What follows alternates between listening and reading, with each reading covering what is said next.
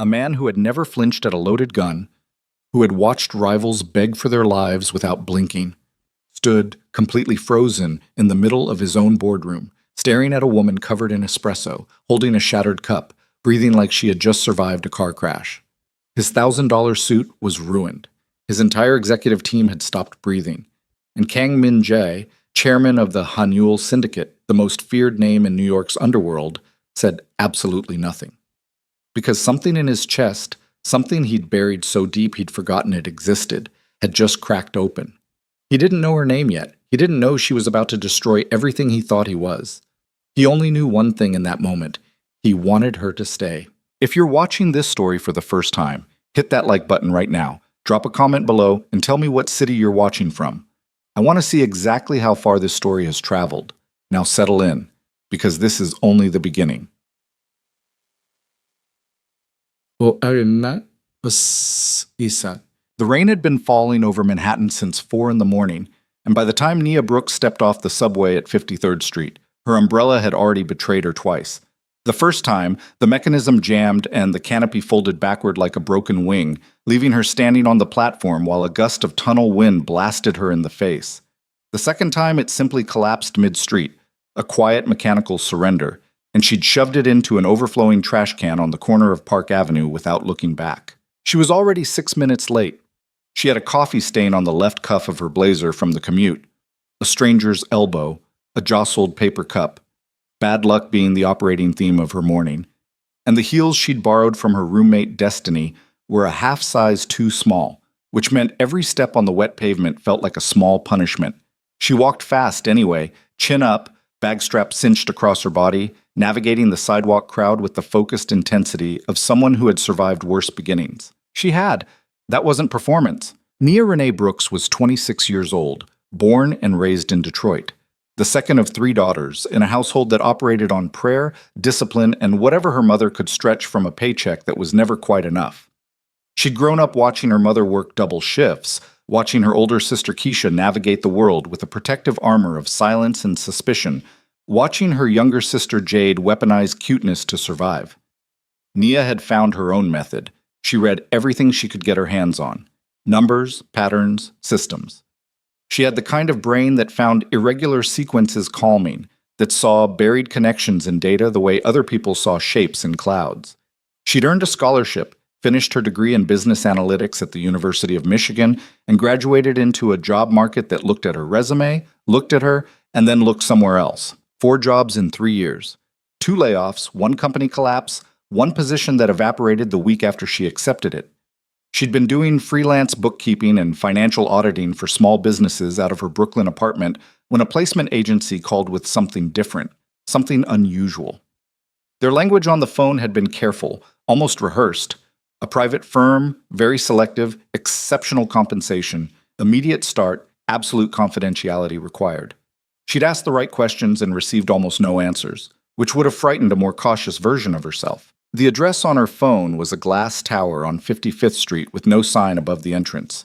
Just polished steel doors, a doorman who checked her ID against a list with the expression of someone who had been trained to feel nothing, and an elevator that required a keycard she hadn't been given. "First day?" said a voice behind her. She turned.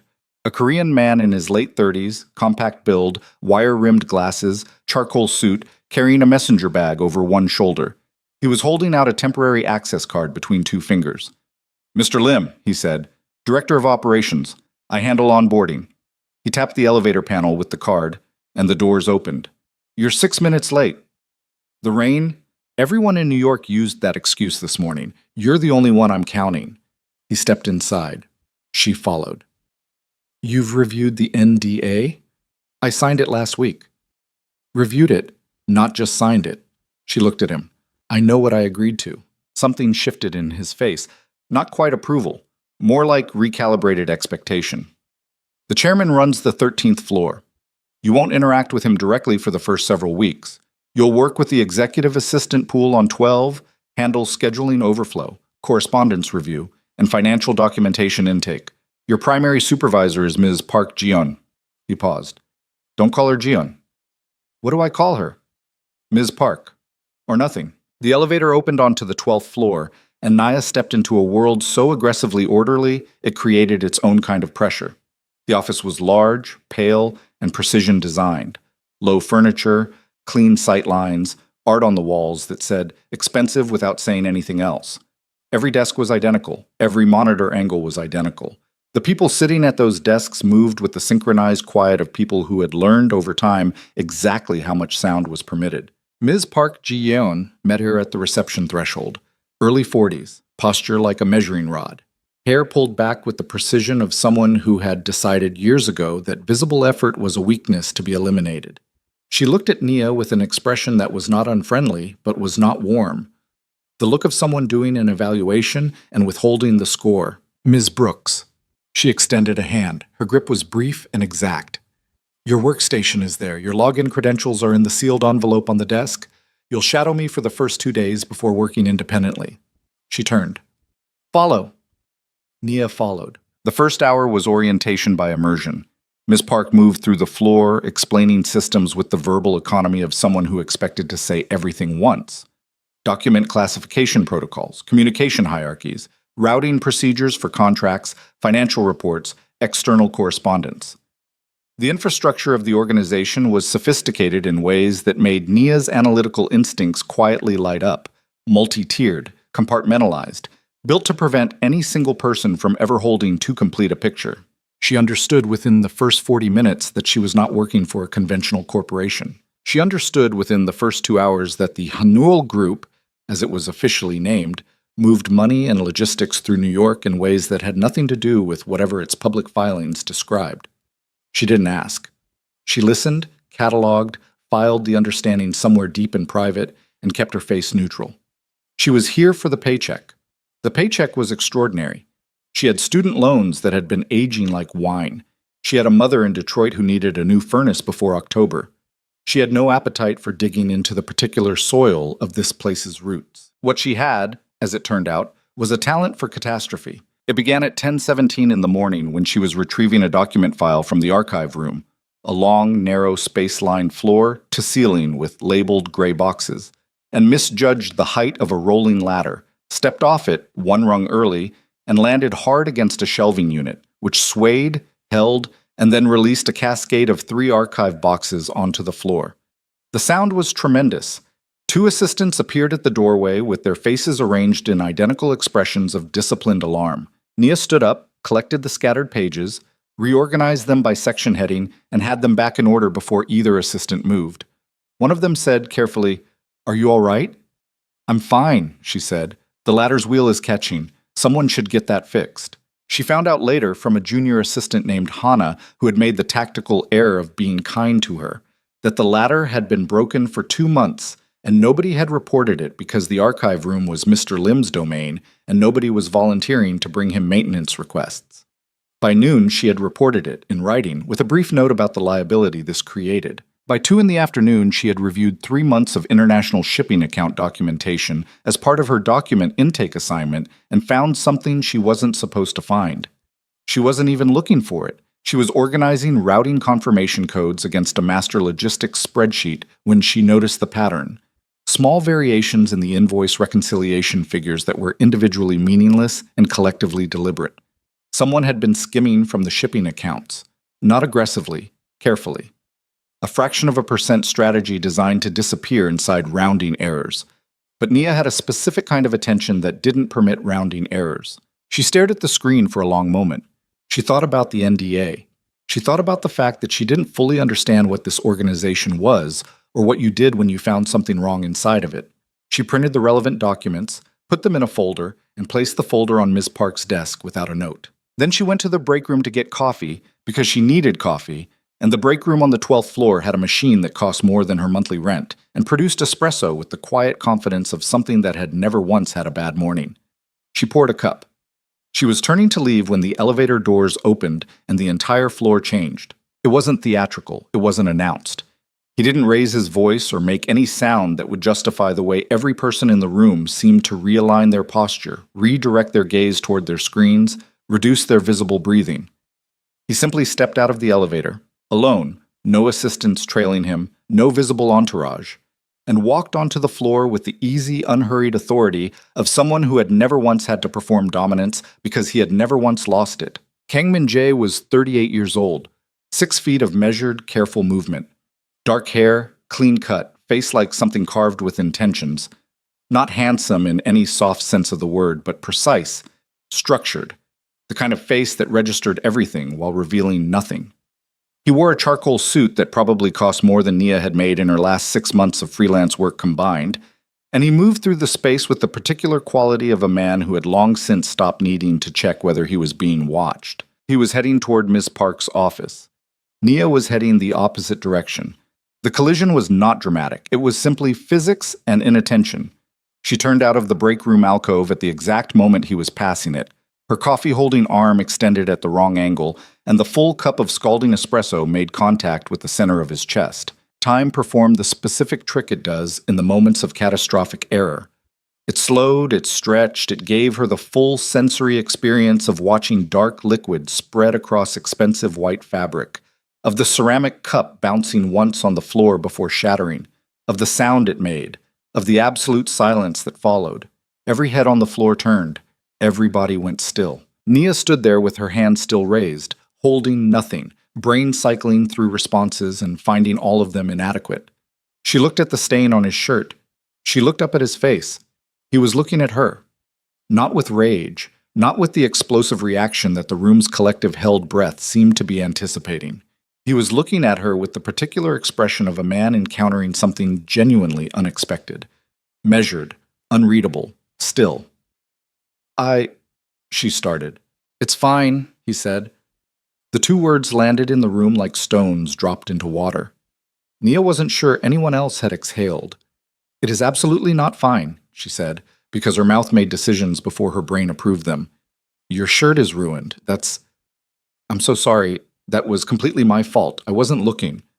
I know it was your fault, he said, without heat. Just information. Right. She pressed her lips together. Right, I'll pay for the shirt. The faintest thing moved across his face. Not quite amusement. Something more guarded. You'll pay for the shirt. Or the dry cleaning. Whichever.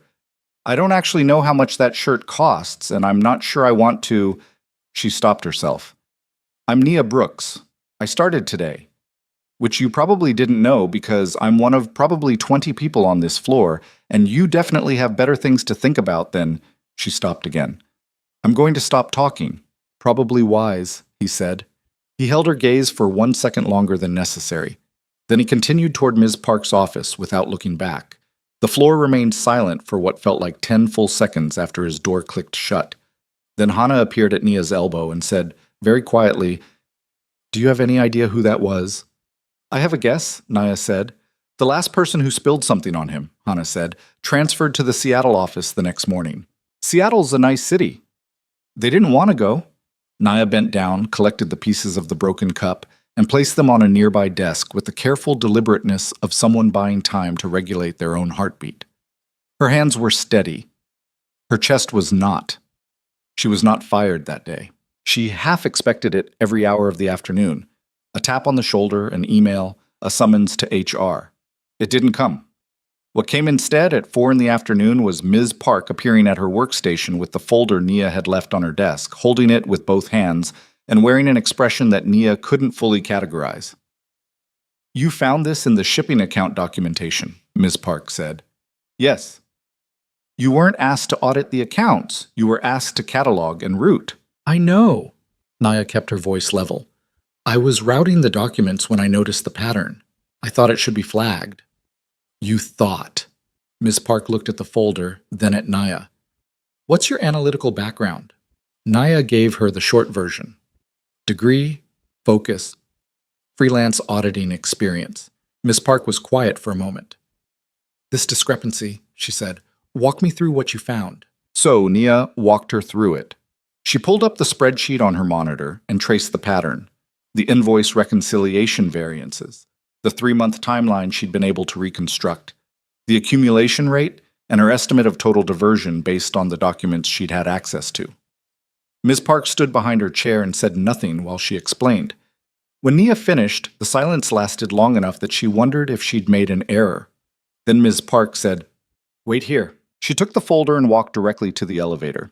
She went up. Nia sat at her workstation and listened to the sound of her own breathing and tried not to calculate the probability that she had just committed some kind of catastrophic error on her first day at a job she desperately needed. 40 minutes later, Ms. Park returned. She handed Nia a new document, an expanded access authorization, signed with the chairman's office stamp. "You've been granted access to the full shipping account archive. 3 years. You'll complete a comprehensive audit and report to me directly." Ms. Park's expression remained controlled, but something precise moved inside it. "This is not your primary assignment. This is secondary work. Ms. Brooks?" She paused at the desk. "You'll find the work on this floor requires a certain kind of discretion." "I understand discretion," Nia said. "I'm sure you understand the concept," Ms. Park said, with just enough weight to make the distinction clear. "Good night." She left.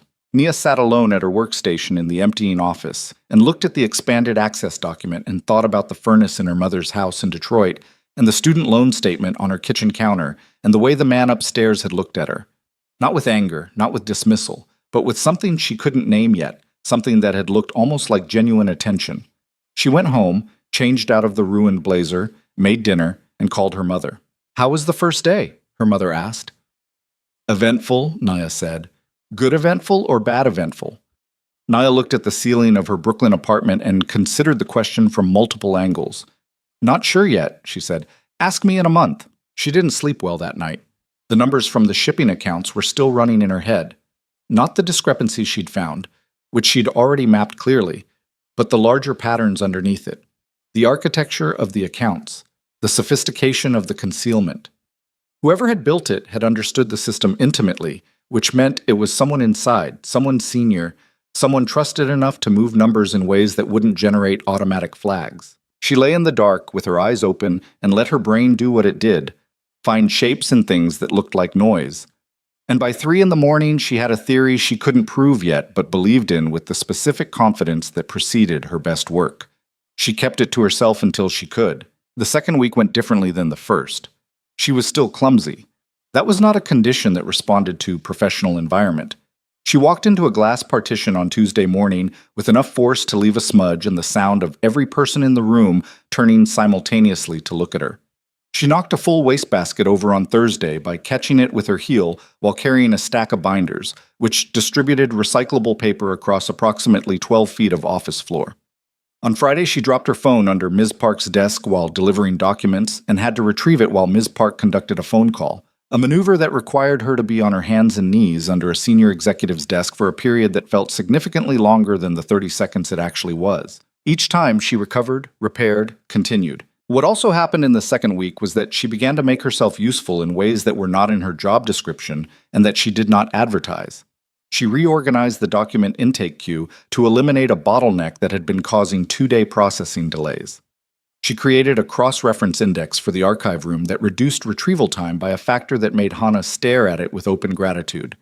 She found 2 additional irregularities in accounts adjacent to the shipping documentation, smaller, older, and in a different signature than the first discrepancy, which meant a different source, which meant the problem was not isolated. She put each finding in a folder on Ms. Park's desk. Ms. Park received each one with the same controlled expression and the same brief acknowledgement, and each time went directly to the elevator. By the end of the second week, Nia understood that her findings were going directly to the chairman. She understood this not because anyone told her, no one told her anything, but because she was good at reading systems, and the system's response to her work was not the response of middle management making decisions. It was the response of middle management transmitting information upward and executing instructions that arrived back with speed and precision. On Monday of the third week, a senior captain named G1 was escorted from the building by 2 men in suits while his workstation was being cleared. Nia happened to be at the printer when it happened and watched it through the glass with the flat recorded attention of someone cataloging data rather than reacting to it. Hannah appeared beside her. "That's the third one," Hannah said very quietly. "Third what?" Hannah looked at her. "Third person in 6 months." She paused. "The chairman doesn't miss things. He just sometimes needs them found." Nia looked at Jiwon's face as he passed the glass. He was not being physically harmed. He looked instead like a man watching an inevitable horizon arrive. She'd seen that expression on people who'd been laid off from companies she'd audited. That particular collapse of the pretense that things were going to be fine. She went back to her desk. She was halfway through a report when her desk phone rang. A specific number she recognized from the internal directory, the one she'd memorized during orientation, the way she memorized most things, automatically, without effort. 13. The chairman's floor. She picked up. Ms. Brooks? His voice on the phone was exactly what she would have anticipated. Not loud, not warm, carrying its own particular gravity through telephone static. Come up. The line went dead. Nia sat for a moment, phone in her hand, then placed it back in its cradle with the care of someone making a deliberate choice not to react visibly. She saved her document. She straightened her jacket. She checked briefly that she wasn't carrying anything that could be spilled. The elevator to 13 required Ms. Park's keycard, which Ms. Park provided when Nia appeared at her office door with the phone call information. Ms. Park's face showed nothing, but she held out the card with a specific deliberateness that communicated something Nia filed away for later. The 13th floor was different from the 12th, the way a cathedral is different from a conference room. Same structural logic, different weight, darker materials, more space between things, less visible activity. A single assistant at a desk outside a set of double doors looked up when she stepped off the elevator and said, "He's expecting you," without being asked. She knocked. "Come." The office was large, corner-facing, with floor-to-ceiling windows overlooking rain-dark Manhattan from two sides. The furniture was heavy and deliberate, not designed to impress, designed to last. No art on the walls. A single shelf of books along the inner wall, red, she noted automatically, with cracked spines and occasional small marks along pages. A desk, uncluttered, with a precision that spoke less of cleanliness than of absolute control over what was permitted to occupy space. Minjae was standing at the window when she entered. He didn't turn immediately. Below them, Park Avenue moved in its wet, indifferent rhythm. "Close the door," he said. She did. He turned. Up close, without the shock of the coffee incident and the audience of 30 people and her own galloping heartbeat, she had the chance to actually look at him. The face held up, controlled in the way of someone who had learned young that expression was information and information was leverage, and both should be rationed. Dark eyes, steady, a line to his jaw that suggested a man who clenched it regularly and had stopped noticing. He was carrying tension in his shoulders the way you carry something you've long since stopped registering as weight. "Sit," he said. She sat. He remained standing, which she registered as a power geometry. Not accidental, not theatrical, simply the configuration that felt natural to him. "You found the accounts?" "Yes." "You weren't asked to look." "No." She met his eyes. "I was routing documents. The patterns were visible. I didn't feel like it would have been useful to pretend they weren't." Something moved across his face, brief and unreadable. "Most people on that floor would have pretended." "I know." "Why didn't you?" She thought about how to answer that honestly without it sounding like a performance of integrity. "I'm not good at letting patterns go unresolved," she said. "It's not particularly noble. It just bothers me when things don't add up." He studied her. "You found 3 captains." "I found evidence." "You found the captains." A pause. "You know what I do," he said. It was not a question. "I have a reasonable working theory," she said carefully, "and that doesn't trouble you." "It would be inaccurate to say it doesn't trouble me at all." She kept her voice steady. "But I'm also practical. I signed an agreement. I needed this position.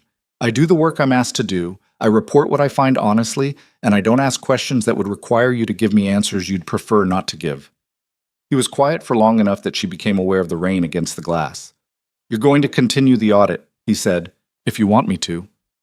"I don't ask people to do things I'm ambivalent about," he said. 3 years of shipping accounts, full access. You'll report directly to me from this point. Not through Ms. Park." Nia absorbed this. "All right. Is there something you want to ask?" "Yes," she said, before she could stop herself. He waited. The first discrepancy. The one in the shipping accounts. It wasn't the only pattern.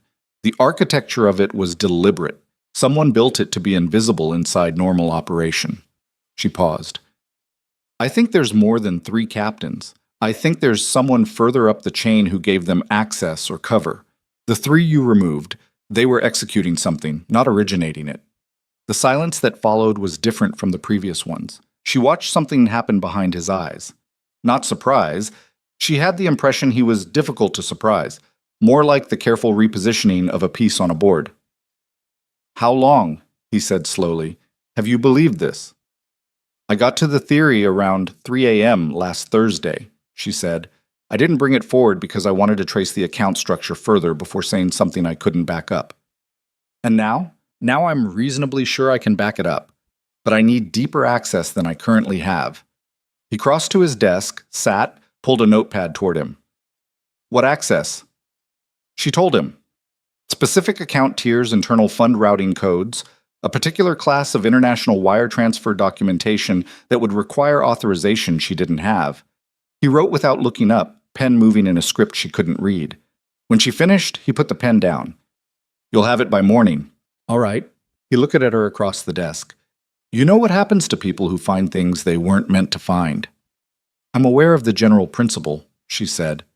"The men you helped me remove tonight were not good men," he said, with the flat specificity of a statement rather than a justification. "But they were part of this organization. There's a cost to that kind of finding." "I understand." "Do you?" She held his gaze. "I found something that was damaging your organization, and I reported it. That seems straightforwardly aligned with my employment situation. The cost you're describing doesn't change what the right action was." He was quiet, then, "You're not afraid of me." She considered that. "I have some situational anxiety about this conversation," she said honestly, "but afraid of you specifically? No." The pause stretched. "Why not?" Because when he'd looked at her in the break room hallway, that first moment, standing in the hallway in a ruined shirt with half the executive floor watching, there had been something in his eyes that wasn't anger, wasn't cruelty, wasn't the calculated calm of a man deciding what to do with a problem. It had been something older than that, something that looked from where she sat like recognition. She didn't say any of that. "You haven't given me a reason to be," she said. He studied her for a moment that lasted slightly too long to be purely evaluative. Then he turned back to his desk. "That will do, Ms. Brooks. I'll have your access updated tonight. Report directly to me when you have your findings consolidated." She stood. "And Ms. Brooks," she stopped at the door, "don't bring coffee onto this floor." The tone was dry, just barely. She faced the door so he couldn't see the expression that moved across her face. Something surprised, something involuntary, something that felt inappropriately close to a smile.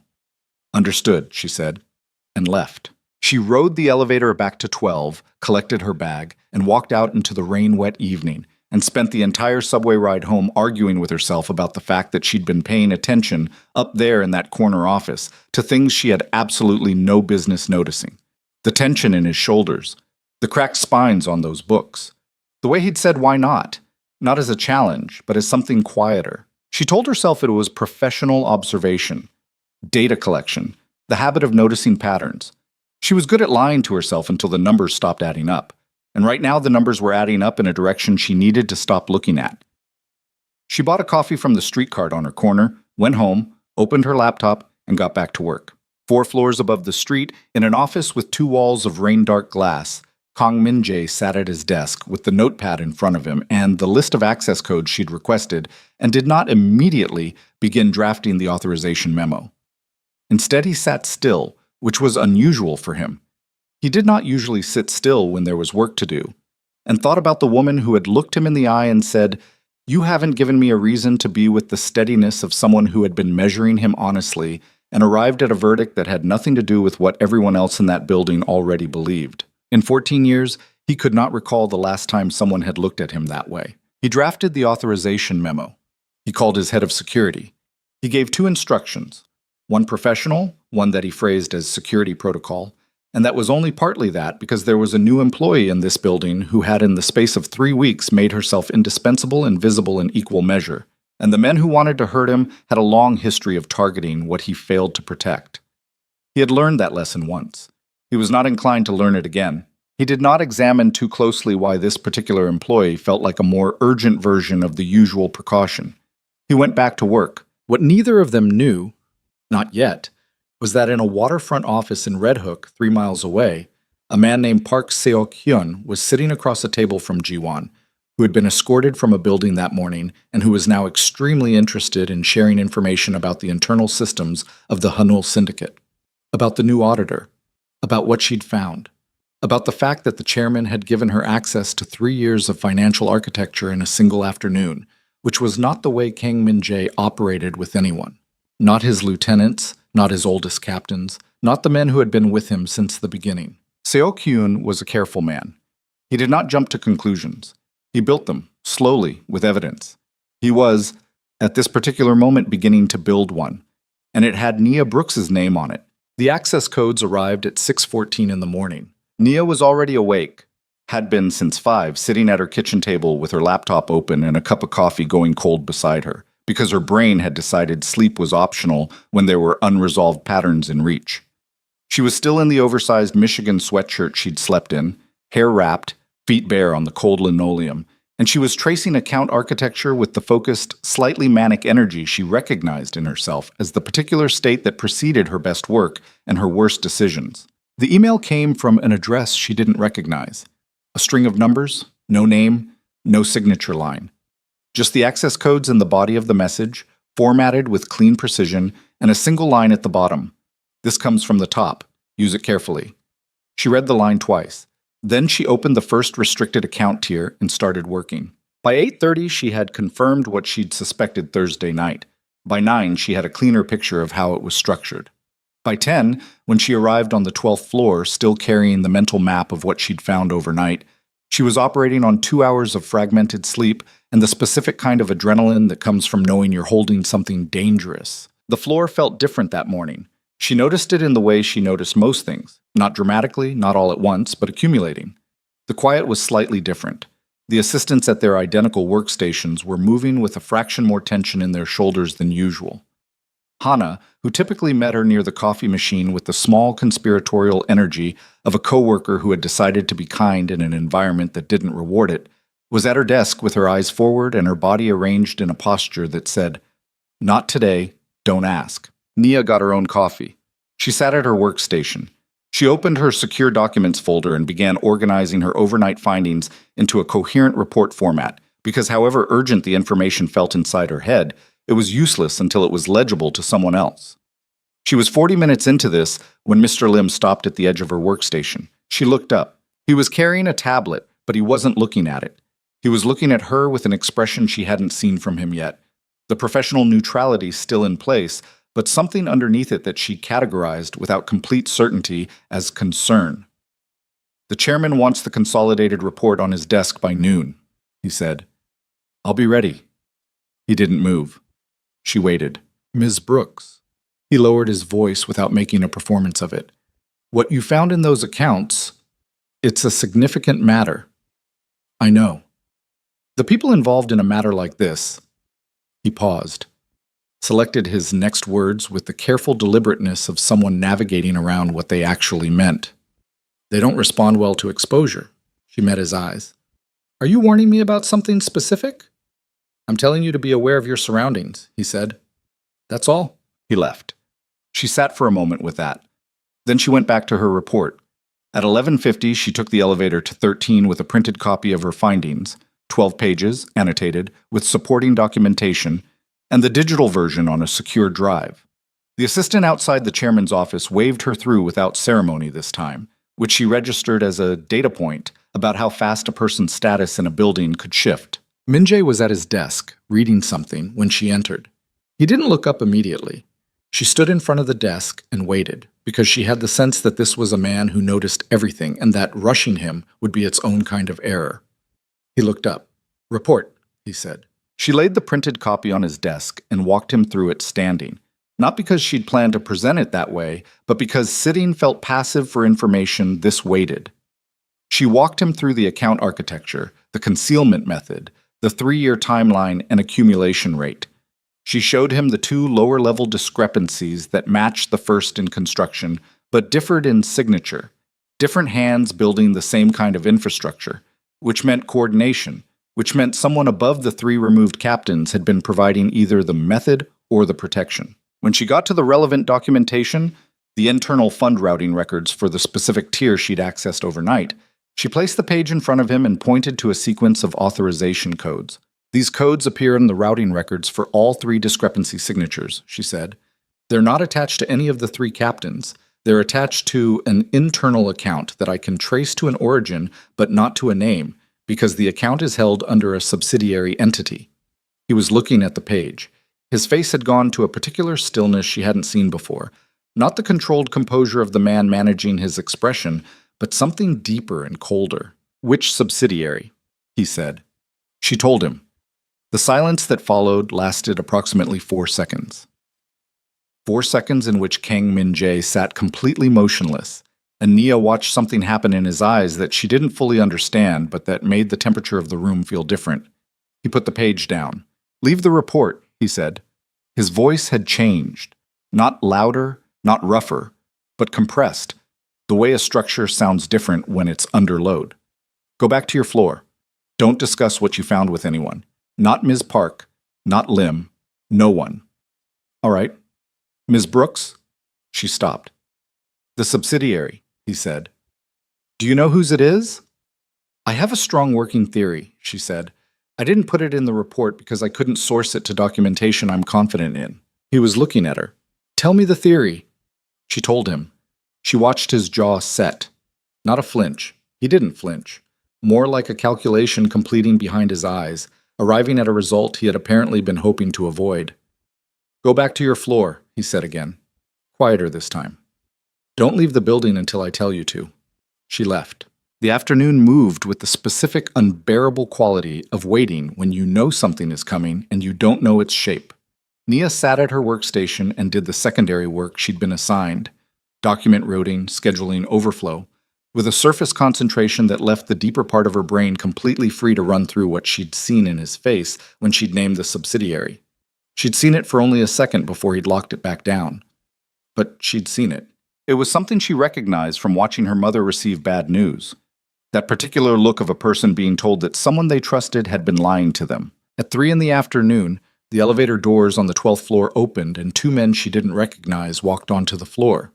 They were not in the building's usual suit and controlled expression uniform.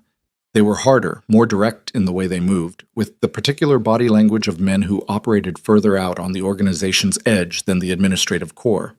They went directly to the desk of a senior logistics manager named Bayoun, a man in his mid-40s who had worked on the floor since before Nia arrived, who wore quiet suits and spoke little, and had always given her the specific impression of someone who was very careful about what he let show. Bayoun saw them coming. He was out of his chair before they reached his desk. He moved fast enough that Nia had half a second to think he might run. But there was nowhere to run on this floor, and the men were faster and had anticipated exactly this. One of them took his arm at the elbow with the brisk practicality of someone who had done this before. Bayoun stopped. He looked at the man holding his arm.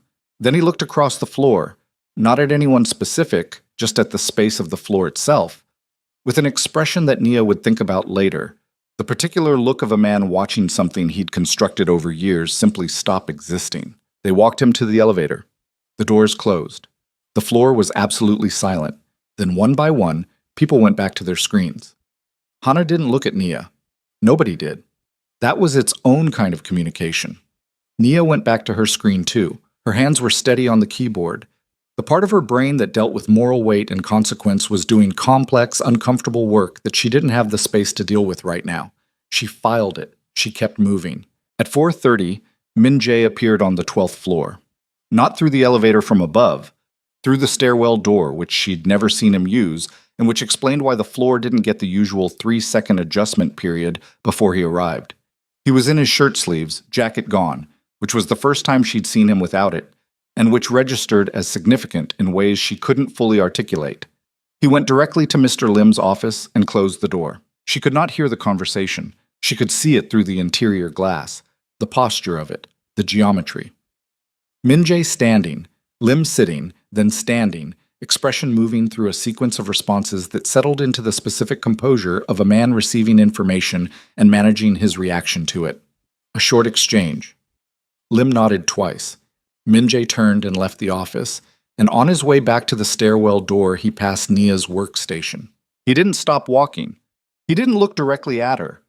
But in the 2 seconds he was adjacent to her desk, he said, low enough that only she could hear it, "You did good work today." Then he was through the stairwell door and gone. Nia sat very still for a moment. Then she saved her document, put on her jacket, and went to the bathroom to run cold water on her wrists and have a private conversation with herself about the fact that 4 words delivered in a hallway at a volume nobody else could hear had done something to her chest that she needed to categorically stop thinking about. She stood at the sink and looked at herself in the mirror and said quietly, out loud, because her mother had always told her that the things you refuse to say to yourself out loud are the things that get you in trouble. Absolutely not. He is your employer. He runs a criminal organization.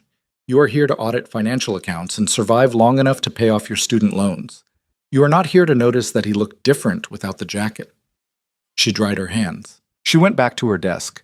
She noticed on the way that someone had placed a small white paper bag from the bakery 2 blocks east, the expensive one, the Korean one on 53rd, on the corner of her desk.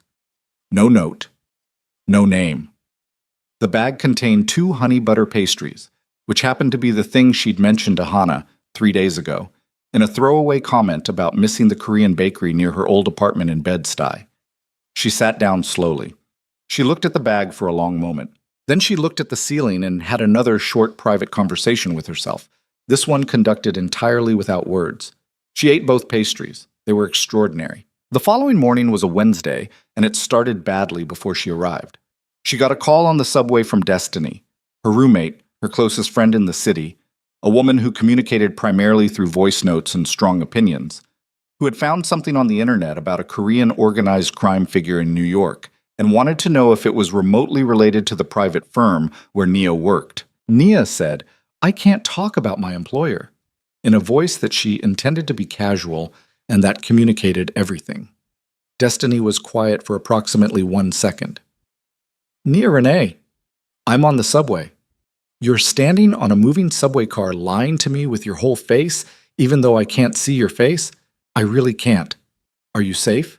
The word landed differently than any of the previous ones. Nia held on to the overhead bar and watched the tunnel walls go past and thought about how to answer that honestly. "Yes," she said, and believed it, which was its own complicated data point. "You need to tell me more than that." "I will. Not now. I'll call you tonight." She didn't call that night because that night was when the thing with Park Seo-kyun started to move from background threat to foreground event, and by the time she understood that, she was already inside it. It came through work channels, which was the part she kept thinking about afterward, how ordinary its beginning was. She was running a cross-reference on a set of international wire transfer records, one of the document tiers she'd been granted access to through the expanded authorization, and she found a routing signature she didn't recognize. Not from the Hanuel accounts. External. Attached to a secondary document in the batch that shouldn't have been there. Filed in the wrong folder, either by accident or by someone who needed it to be findable by the right person. She looked at it for a long time. The routing signature belonged to a financial shell entity she'd seen referenced once, peripherally, in a law enforcement database summary she'd come across years ago during a freelance auditing contract for a shipping logistics company in Queens. She'd been researching regulatory compliance at the time. She remembered it because the summary had used the phrase Park-affiliated network and attached it to a set of Port Authority irregularities that had ultimately gone nowhere officially. Park. She looked up Park Seo-kyun on nothing. No search engine, no internal database, nothing she'd been given access to. She looked him up inside her own memory because what she'd filed away 3 years ago in the Queen's contract had included a name, and now that name had a shape in the current context that made her hands go very still on the keyboard. She printed the document. She folded it. She put it in her jacket pocket rather than a folder, because she had the sudden instinct, not rational, not documented, just the particular alarm system she'd developed growing up in environments where you learned to read the temperature of a room before you entered it, that this was not something to move through the floor's regular channels. She went upstairs. Not called. Just went. The assistant outside his office looked up with slightly raised eyebrows. "He's in a meeting. It won't take long," Nia said, and knocked. A beat of silence. Then, "Come." There were 2 other men in the office when she entered. His senior lieutenants. She'd learned their names by now. Men named Cho and Bayek, who had the particular build and presence of people who handled the organization's less administrative requirements. They both looked at her with the specific expression of men who had been in the middle of something and were recalculating what her appearance meant. Min-jae looked at her face first. She watched him read it. Not the expression she was wearing, which she'd worked to keep neutral, but something underneath it. He was very good at that. She was only now understanding how good. "Give us a minute," he said, without looking at Cho or Beck. They left. Beck pulled the door shut behind him with the care of a man who understood that the conversation inside was not his. Nia crossed to the desk and put the document in front of him. She watched him look at it. She watched the quality of his stillness change. "Where did you find this?" he said. Not a question, the tone of a man already running the answer forward into consequences. "Wire transfer records. Misfiled. Could be an accident." "It's not an accident." He picked up the document. His eyes moved over it with the focused speed of someone who could read this particular language, the language of financial infrastructure and what it meant in physical terms, in territorial terms, in threat terms. "Seok-hyun is moving money through the port accounts." He set it down. "How long has this routing signature been in our transfer records?" "The earliest instance I can trace it to is 6 weeks ago." He was quiet. 6 weeks, he said. "Yes." "You understand what that means?" She had theories. "Tell me." He looked at her across the desk with the directness of someone deciding, in real time, to stop managing how much a person knew. "It means he's been running intelligence on our port operations for 6 weeks. It means he has someone inside the accounts, inside the routing systems, not just the captains we removed. Someone still here." He paused. "Someone who has been watching what you found and reporting back on what we did about it." The implications of that moved through her in sequence. She absorbed them without letting them reach her face. "That means he knows about me," she said. Min-jae looked at her steadily. "Yes." The room was very quiet. "I want you to move your work to the 13th floor starting tomorrow," he said. "I want you here, on this floor, where I can—" He stopped, restarted. "Where the security infrastructure is better." She noticed the stop and restart. She filed it away and said nothing about it. "All right." He stood. He moved to the window, that default position of his, and looked out at the city with the expression of a man recalculating a defensive perimeter. She watched his reflection in the glass, the angle of his jaw, the set of his shoulders, the particular quality of someone moving through the decision-making process and not finding options he liked. "He's going to try to use you," he said to the window. "Seok-hyun, he's not subtle about leverage. He'll have identified you as the variable that changed the situation." A pause. "And he'll have identified something else." She waited. He turned from the window. He looked at her with an expression she hadn't seen from him before that. Not the evaluative professional attention, not the compressed system authority, but something more exposed, something that required more effort to look at directly. "He'll have identified that you matter to the outcome of this, that removing you would be efficient from his perspective." She held his gaze. "You're telling me I'm a target. I'm telling you to take it seriously." "I do take it seriously." "You don't take anything the way most people take it," he said, and there was something in his tone that was not criticism, not quite frustration, not quite anything she had a clean word for. "You received information this morning that should have made you go home and reconsider this position entirely. You came upstairs instead." "I came upstairs because you needed to know what I found." "Most people," he said, "who discovered they were in the middle of a situation like this would have left the building. I'm not most people." He looked at her for a long moment. "No," he said. "You're not." Something moved across his face, brief, unguarded, gone before she could catalog it. "That worries me considerably." She didn't know what to do with that. She didn't try to do anything with it. She just stood there, in the middle of his office, with the rain starting against the windows, and looked at a man who was telling her she was in danger with an expression that communicated the danger mattered to him in a way that was not purely organizational. And she kept her face calm and her breathing even, and told herself very firmly that she would examine the implications of this later, in private, where she didn't have to look at him while doing it. "I'll be on this floor tomorrow morning," she said. "Good." She left. She took the elevator back to 12. She sat at her desk.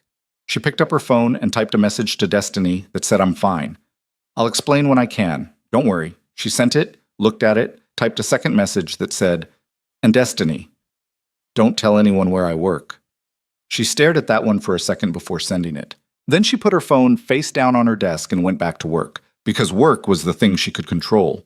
And control was what she had instead of certainty, and right now certainty felt very far away. What she didn't know, what she had no way of knowing yet, sitting at her desk in the orderly quiet of the 12th floor, was that 3 floors below, in the building's parking garage, a black SUV had been idling for 40 minutes with its engine running and its occupants watching the elevator indicator above the lobby bank. They were waiting for a woman they had a photograph of, a name, and a specific set of instructions regarding. They were not Seo-kyun's people. Not exactly. They were the kind of people Seo-kyun hired when he wanted to send a message first and escalate second. The instructions were not to take her tonight. The instructions were to let her see them, to make sure she understood that she had been seen, that the perimeter of whatever safety she thought she had was thinner than she knew. And at 6:17, when Nia Brooks walked through the lobby and pushed through the building's glass doors into the wet November evening, pulling her bag strap across her body, turning up her collar against the rain, already running through transfer record sequences in her head, she walked directly past the parked SUV without looking at it. But the man in the passenger seat looked at her. He raised his phone. He took a photograph, and he sent it to a contact labeled simply "Boss" with a message that read, "Confirmed. She's exactly what you said. How do you want to proceed?" 3 miles away in Red Hook, Park Seok-hyun looked at the photograph on his phone for a long moment. He set the phone face down on his desk. He picked up a glass of water, drank from it, set it back with the precise placement of a man who did not make. Park Seok-hyun set his phone face down on the desk with the careful placement of a man who had already made his decision and no longer needed to look at the evidence. "Slowly," he said to the man across the table. "We move slowly." He picked up his glass of water. He drank. He set it back in exactly the same ring mark on the wood. "She's not the target," he said. "She's the key." 3 miles north, Naya was walking through the rain toward the subway entrance on 53rd, completely unaware that she had just been classified. Not as a person, as an instrument, as the specific pressure point on a specific man that Seok-hyun had been looking for since the Hanul Syndicate had begun dismantling his port operations 6 months ago, quietly, systematically, with the particular surgical patience that was Kang Min-jae's signature. She went home. She ate leftover rice standing at the kitchen counter because she forgot to sit down. She called her mother, kept it short, kept it light, did not say anything about the SUV she hadn't even noticed, about the photograph she didn't know had been taken, about the way the chairman of the most powerful criminal organization on the East Coast had said that "worries me considerably" in a voice that had not sounded organizational at all. She went to bed. She slept badly. She was on the 13th floor by 7:45 the next morning. Min-jae's assistant, a composed young man named Seo, who had apparently been briefed on her arrival, showed her to a workstation that had been set up in the outer office, adjacent to the assistant's own desk, close enough to the double doors that she could hear movement inside the chairman's office without being able to hear content. The workstation was better than the one on 12. The monitor was larger. The secure drive access had been upgraded. There was a coffee machine on the credenza 3 feet to her left that she treated with the specific respect of someone who had recently destroyed a man's $1,000 shirt. She plugged in. She opened her files. She went back to work. The first hour was quiet in the way that expensive, controlled environments are quiet. Not empty, but managed. Seo moved efficiently at his own desk. Cho came through twice, both times with documents. Both times with the brisk purposefulness of a man who communicated through motion rather than words. The building's ambient pressure, the particular kind that lived in the walls of a place where serious decisions were made, felt different on this floor. Denser. She was running a cross-reference on the secondary routing signatures, trying to trace the internal leak, the person still inside the organization who had been feeding Seok-hyun, when the pattern she found stopped her completely. She sat back in her chair. She looked at the screen. She looked at it for a long time. The way you look at something when your brain is telling you what it means, and another part of your brain is working very hard to find an alternate interpretation that doesn't lead where the first one does. There wasn't one. The routing codes, the access signature, the specific tier of internal financial infrastructure that would have required both intimate system knowledge and a particular level of organizational trust to navigate. She'd been tracing it for 2 days, building toward a name through a process of elimination that had felt slow and frustrating and was now, suddenly, complete. She knew the name. She did not want to know the name. She printed the documentation, slowly, one page at a time, like the deliberateness of the action could alter what the pages said. She stacked them. She held them. She stood up from the workstation and knocked on the double doors and didn't wait for the response before she pushed them open, because she had learned in the 5 weeks she'd been in this building that there were moments when waiting was its own kind of damage. Min-jae was on the phone. He looked up when the door opened with the expression of a man calibrating the interruption, and something in her face made him say into the phone, "I'll call you back." He set it down. "What?" She crossed to his desk and placed the documents in front of him without a word. She stood back. She watched his face while he read. He read slowly. She'd noticed this about him. He didn't skim. He moved through text with the methodical attention of someone who understood that speed in reading produced the same errors as speed in decisions. His eyes moved line by line. His face was controlled, as it always was, the professional composure intact. Then he reached the third page. She watched the composure do something she hadn't seen it do before. It didn't break. It was too structural for that, too long built. But it shifted, the way a wall shifts before it shows the crack, something changing in the load distribution behind his eyes. He set the page down. He was quiet for long enough that the rain against the windows became audible. "How certain are you?" he said. "The signature appears in 47 separate transactions across 14 months, she said. "The access codes map to a single internal account. The account is registered to a subsidiary that I traced through 3 layers of shell structure." She kept her voice flat, informational, because that was the only register she could trust right now. "I'm certain." He picked the page back up. He looked at the name at the bottom, the name she'd put in a box alone, separate from the supporting documentation, because it deserved to be looked at by itself. Kim Sung-ho, Chief Financial Officer. 22 years with the Hanuel organization. The man who had built the financial architecture that Nia had been auditing. The man who had, she now understood, known exactly where everybody was buried because he had helped dig the graves. The man who had been selling those burial sites to Park Seok-hyun for 14 months. "He built the concealment method used by the 3 captains," Nia said. "I thought they developed it independently." "They didn't. He gave it to them. He gave them the access, the routing codes, the cover. They were skimming for themselves, yes, but the real purpose was to create controlled chaos. Give Min-jae enough internal corruption to chase that he wouldn't look at the larger infrastructure being sold underneath it." She paused. "I was handed the smaller fires. I was supposed to keep looking at those while the bigger one burned." Min-jae was not looking at the paper anymore. He was looking at the middle distance, at a point somewhere between the desk and the far wall, and the quality of his stillness had changed again. This time into something she didn't have a word for, something older and harder. The stillness of a man processing not just tactical betrayal, but the specific weight of 14 years of proximity to a person who had been measuring the distance to his throat the entire time. "He was at my father's funeral," Min-jae said. He said it quietly. Not to her, just said it into the room. She didn't respond. She understood that there were moments that required silence, and this was one of them. He stood. He moved to the window. The city below was gray and wet, moving with its usual indifferent momentum, and he stood with his back to her, and she watched the line of his shoulders and understood that she was witnessing something most people in this building would never see. The chairman not performing authority, but simply being a man standing in front of the weight of something that couldn't be managed away. Then he turned. The expression had reset. The control was back, complete, architectural. Whatever she'd seen in those 12 seconds was gone, filed somewhere inaccessible. "Where is he now?" he said. "His car is in the parking garage. He arrived at 7:15. Something moved in Min-jae's eyes. "How do you know when his car arrived?" "I pulled the garage access logs this morning," she said. "I've been pulling them every morning since you told me there was an internal leak. I didn't know who I was looking for, but I knew the person would need physical access to the building's financial server room, which requires a key-coded garage entry after hours." She paused. "He's been entering the garage at irregular hours approximately twice a week for the past 3 months. Min-jae looked at her for a long moment. She couldn't read what was behind the look, except that it was not a simple thing. "Call Cho," he said. "Tell him to come up." "You want me to?"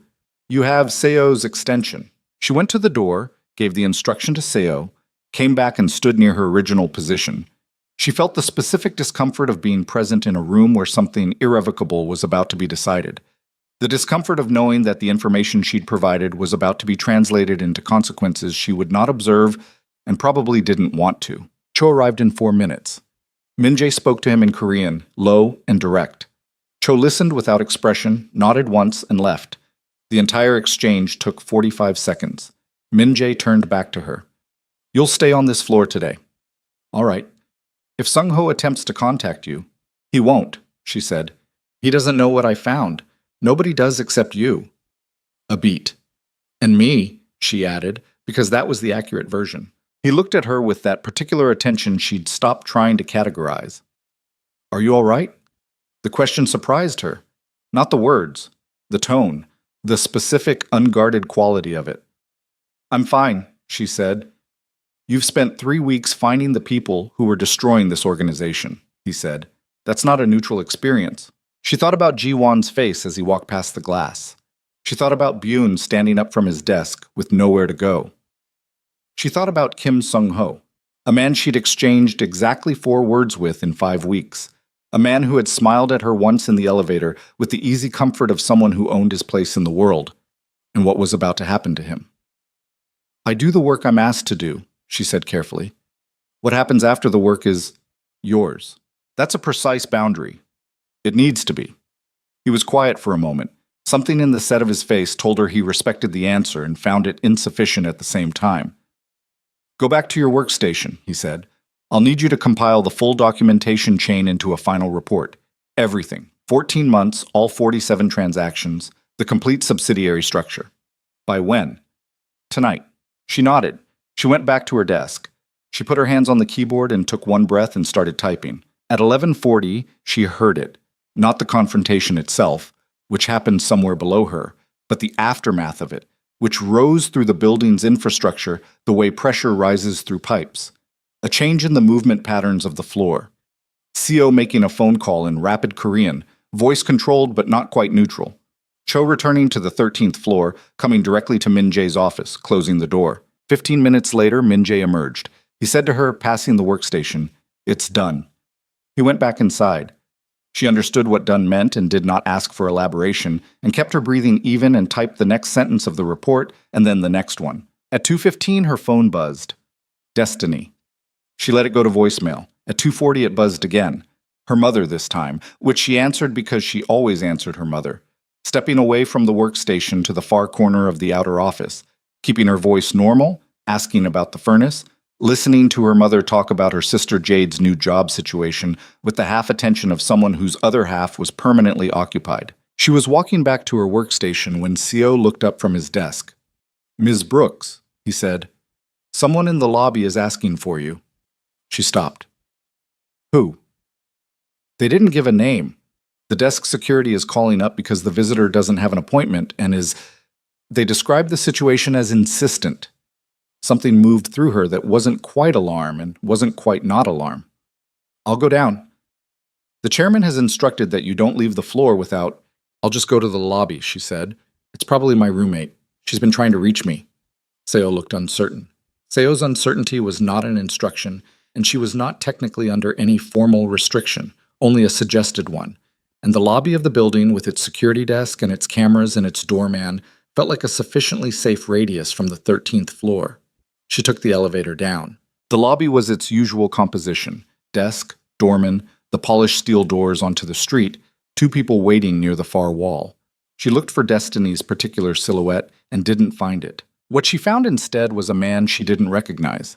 Korean, mid-40s, in a suit that was slightly wrong, good quality but worn wrong, the kind of person who wasn't used to performing this particular kind of professional. He had the build of someone who existed in physical space very deliberately and the eyes of someone running 2 calculations simultaneously. He was holding a phone. He held it toward her. "Mr. Park would like to speak with you," he said. She looked at the phone. She looked at the man. She calculated, very quickly, the distance to the elevator, the distance to the security desk, the fact that she was in a lobby with cameras and a doorman and broad daylight through the glass doors, and the fact that the man in front of her had not made any threatening motion and was holding the phone with the body language of someone following very precise instructions about exactly what was and wasn't permitted to happen here. She was already reaching for the phone before she'd fully decided to. Because she needed to hear the voice. Because you couldn't assess a threat you hadn't measured. She took it. "Ms. Brooks," said a voice on the line, even-toned, precise, with the particular quality of someone who had long since stopped needing to perform authority because the authority was simply a condition of the space around him. "I'm glad you came down. That tells me you're a practical woman. What do you want?" she said. "A conversation," Sokyun said. "Nothing dramatic. I'm not interested in dramatic." A pause. "I'm interested in information. You've been inside the Hanul organization for 5 weeks. You've been given extraordinary access. I'd like to understand what you've found." "I'm not going to tell you that." "No," he said. "Not today, I know that." Another pause, measured, deliberate. "I'm calling because I want you to understand something before you go back upstairs. Kang Min-jae is a man who uses people effectively. He's very good at making people feel chosen, valued, special." The word landed with the specific weight of someone who had chosen it carefully. "You're not the first person he's made feel that way. The last one was a lieutenant named Park Jun-seo. Are you familiar with that name?" She said nothing. "Jun-seo found something for Min-jae," Seok-hyun said. "Something important. Something that made him very useful. And when he'd found it, when Min-jae had extracted everything useful from the situation, Jun-seo had an accident on the West Side Highway." A pause. "I'm not telling you this to frighten you. I'm telling you this because I think you're intelligent enough to ask yourself what happens to the auditor who knows where all the bodies are buried once there are no more bodies left to find." Nia held the phone. Her hand was steady. Her chest was not. I'm trying to give you information," he said, not unkindly. "That's all. Think about it. When you're ready to have a real conversation, the man standing across from you has a number." A pause. "Take care of yourself, Ms. Brooks. New York is a dangerous city for people who don't understand their own position in it." The line went dead. She lowered the phone. She looked at the man across the lobby. He was watching her with the flat attention of a professional waiting for a conclusion. She handed the phone back without speaking, turned, and walked to the elevator bank. She pressed 13. The doors closed. She stood in the elevator's rise and breathed the way she'd learned to breathe when her brain was doing things she needed it to do cleanly. Slow, even, through the nose. She cataloged what she'd heard. She ran the variables. Park Jun-seo, West Side Highway. She didn't know if it was true. She didn't know if it was manufactured, a tool, a blade designed specifically for the gap between a woman's logical assessment of her situation and the part of her that had been noticing, for weeks, things she wasn't supposed to notice. She didn't know, and that was the problem. She'd spent 5 weeks building certainty out of document patterns and routing codes and financial architecture. She was very good at that. She was not equipped to build certainty out of this, out of the space between what a man showed and what he contained, between the pastries left without a note and a story about someone named Yoon-seo and a highway. The elevator opened. She walked to Min-jae's door. She knocked. "Come." She pushed it open and stood in the doorway. He was at his desk. He looked up and read her face in the 2 seconds it took her to cross to the desk, and she watched him set down what he was holding. "What happened?" he said. "Someone called me from the lobby," she said. "A man with a phone. Seok-hyun was on the line." The room changed temperature. Min-jae stood, slowly, with the quality of motion that precedes something large and controlled and not yet fully deployed. "What did he say?" "He asked me to give him information about what I found." She met his eyes. "I didn't. Then he told me about someone named Park Jun-seo." The stillness that followed was absolute. She watched his face in it. She watched it very carefully, the way she'd watched account documentation for the patterns that preceded truth, not looking for what was presented, but for what moved underneath the presentation, in the micro-adjustments, in the weight distribution of expression. What she saw lasted less than 2 seconds before it was controlled again, but she saw it. "Tell me exactly what he said," Min-jae said. His voice was even, completely even. The evenness of someone deploying every resource available to maintain the surface, while something beneath it did work she couldn't observe. She told him, word for word the way she remembered things, completely, linearly, without interpretation. She watched his face while she talked and kept her own face neutral and let the words sit in the room and mean what they meant. When she finished, he was quiet. "Jun-seo," he said. not a question. He said accident, West Side Highway. A long pause. Junseo died 14 months ago, Min-jae said. The circumstances were investigated by people inside this organization and outside it. There was no... He stopped. His jaw was tight. Seok-hyun uses things. He finds the shape of a concern and he builds it into a weapon. He looked at her directly. Do you believe him? She held the question for a moment, the honest moment. I don't know, she said. Something moved across his face. Not offense, not anger. Something more interior than that, more costly. That's fair, he said quietly. I'm not accusing you of anything, she said. I'm telling you I don't know because I don't, and I think you know the difference between those two things. I do. He looked at her. What do you need? She considered that. The truth about Junseo. He was quiet for long enough that she understood it was a complicated ask, not because the answer was complicated, but because giving it required a specific kind of choice about what she was to him, about whether she was someone to be managed or someone to be trusted with the actual weight of a thing. He moved back to his desk. He sat. He was quiet for another long moment, and then he began to talk. Not in the compressed, controlled language he used for operational information, but in the slightly different register of a man telling something true. He told her about Junseo. He told her the real version, not the story Seok-hyun had constructed, but the actual sequence of events, including the parts that showed the organization poorly, including his own role in it, including the fact that Junseo's death had been a loss that had left a specific kind of mark. She listened. She listened the way she always listened, completely, without performing response. When he finished, she sat with it. She ran it against Seok-hyun's version, looking for the shapes that didn't fit. I believe you, she said. He looked at her steadily. You shouldn't take that on faith. I'm not, she said. I'm taking it on the specific quality of your account and the specific places where it makes you look worse than Seok-hyun's version, which is not what a person constructing a story does. She paused. I know what manufactured truth looks like. It's too clean. Yours isn't. He held her gaze for a long moment. Something in it that she still didn't have the right word for. Go back to the report, he said finally. I need to make some calls. She stood to leave. Nia, her name. Not Ms. Brooks. Her name, in his voice, for the first time, and something about the sound of it in that room moved through her chest in a way she absorbed without expression and filed somewhere she would deal with later. She turned. Don't go into the lobby again without telling me, he said. I know, she said. I know. I'm sorry. She went back to her workstation. She sat. She placed her hands on the keyboard. She breathed. She typed the next line of the report. At 6:47, she finished. She sent the completed documentation chain to Min-jae's secure server, all 14 months, all 47 transactions, the full subsidiary map, the complete evidence structure. She organized the physical copies. She shut down her monitor. She put on her jacket. She was reaching for her bag when Seo's phone rang. He answered it, spoke 2 words, and turned to her with the particular expression of someone who had been trained to deliver information neutrally and was finding it a less natural task than usual. There's a situation, he said. The chairman has been called out of the building. He wants you to remain on this floor until he...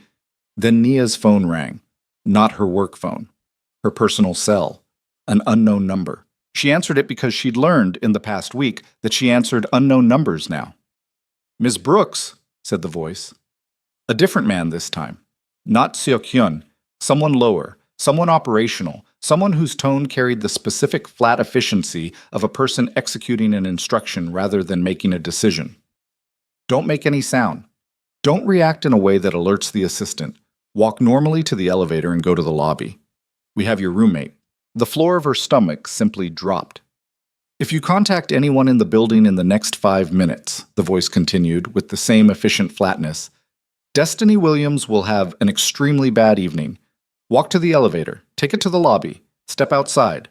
A car will be waiting. Nia stood completely still. Seo was looking at her. She felt it.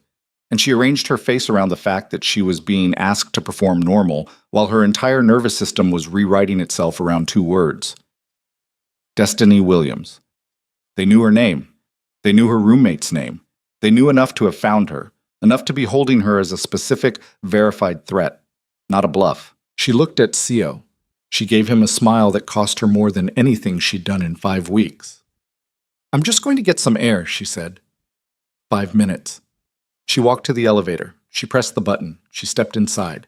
The doors closed and she stood in the elevator's descent with the phone still in her hand and Destiny's name still in the air and the certainty that she was making the worst decision of her life, directly adjacent to the certainty that the only alternative was worse.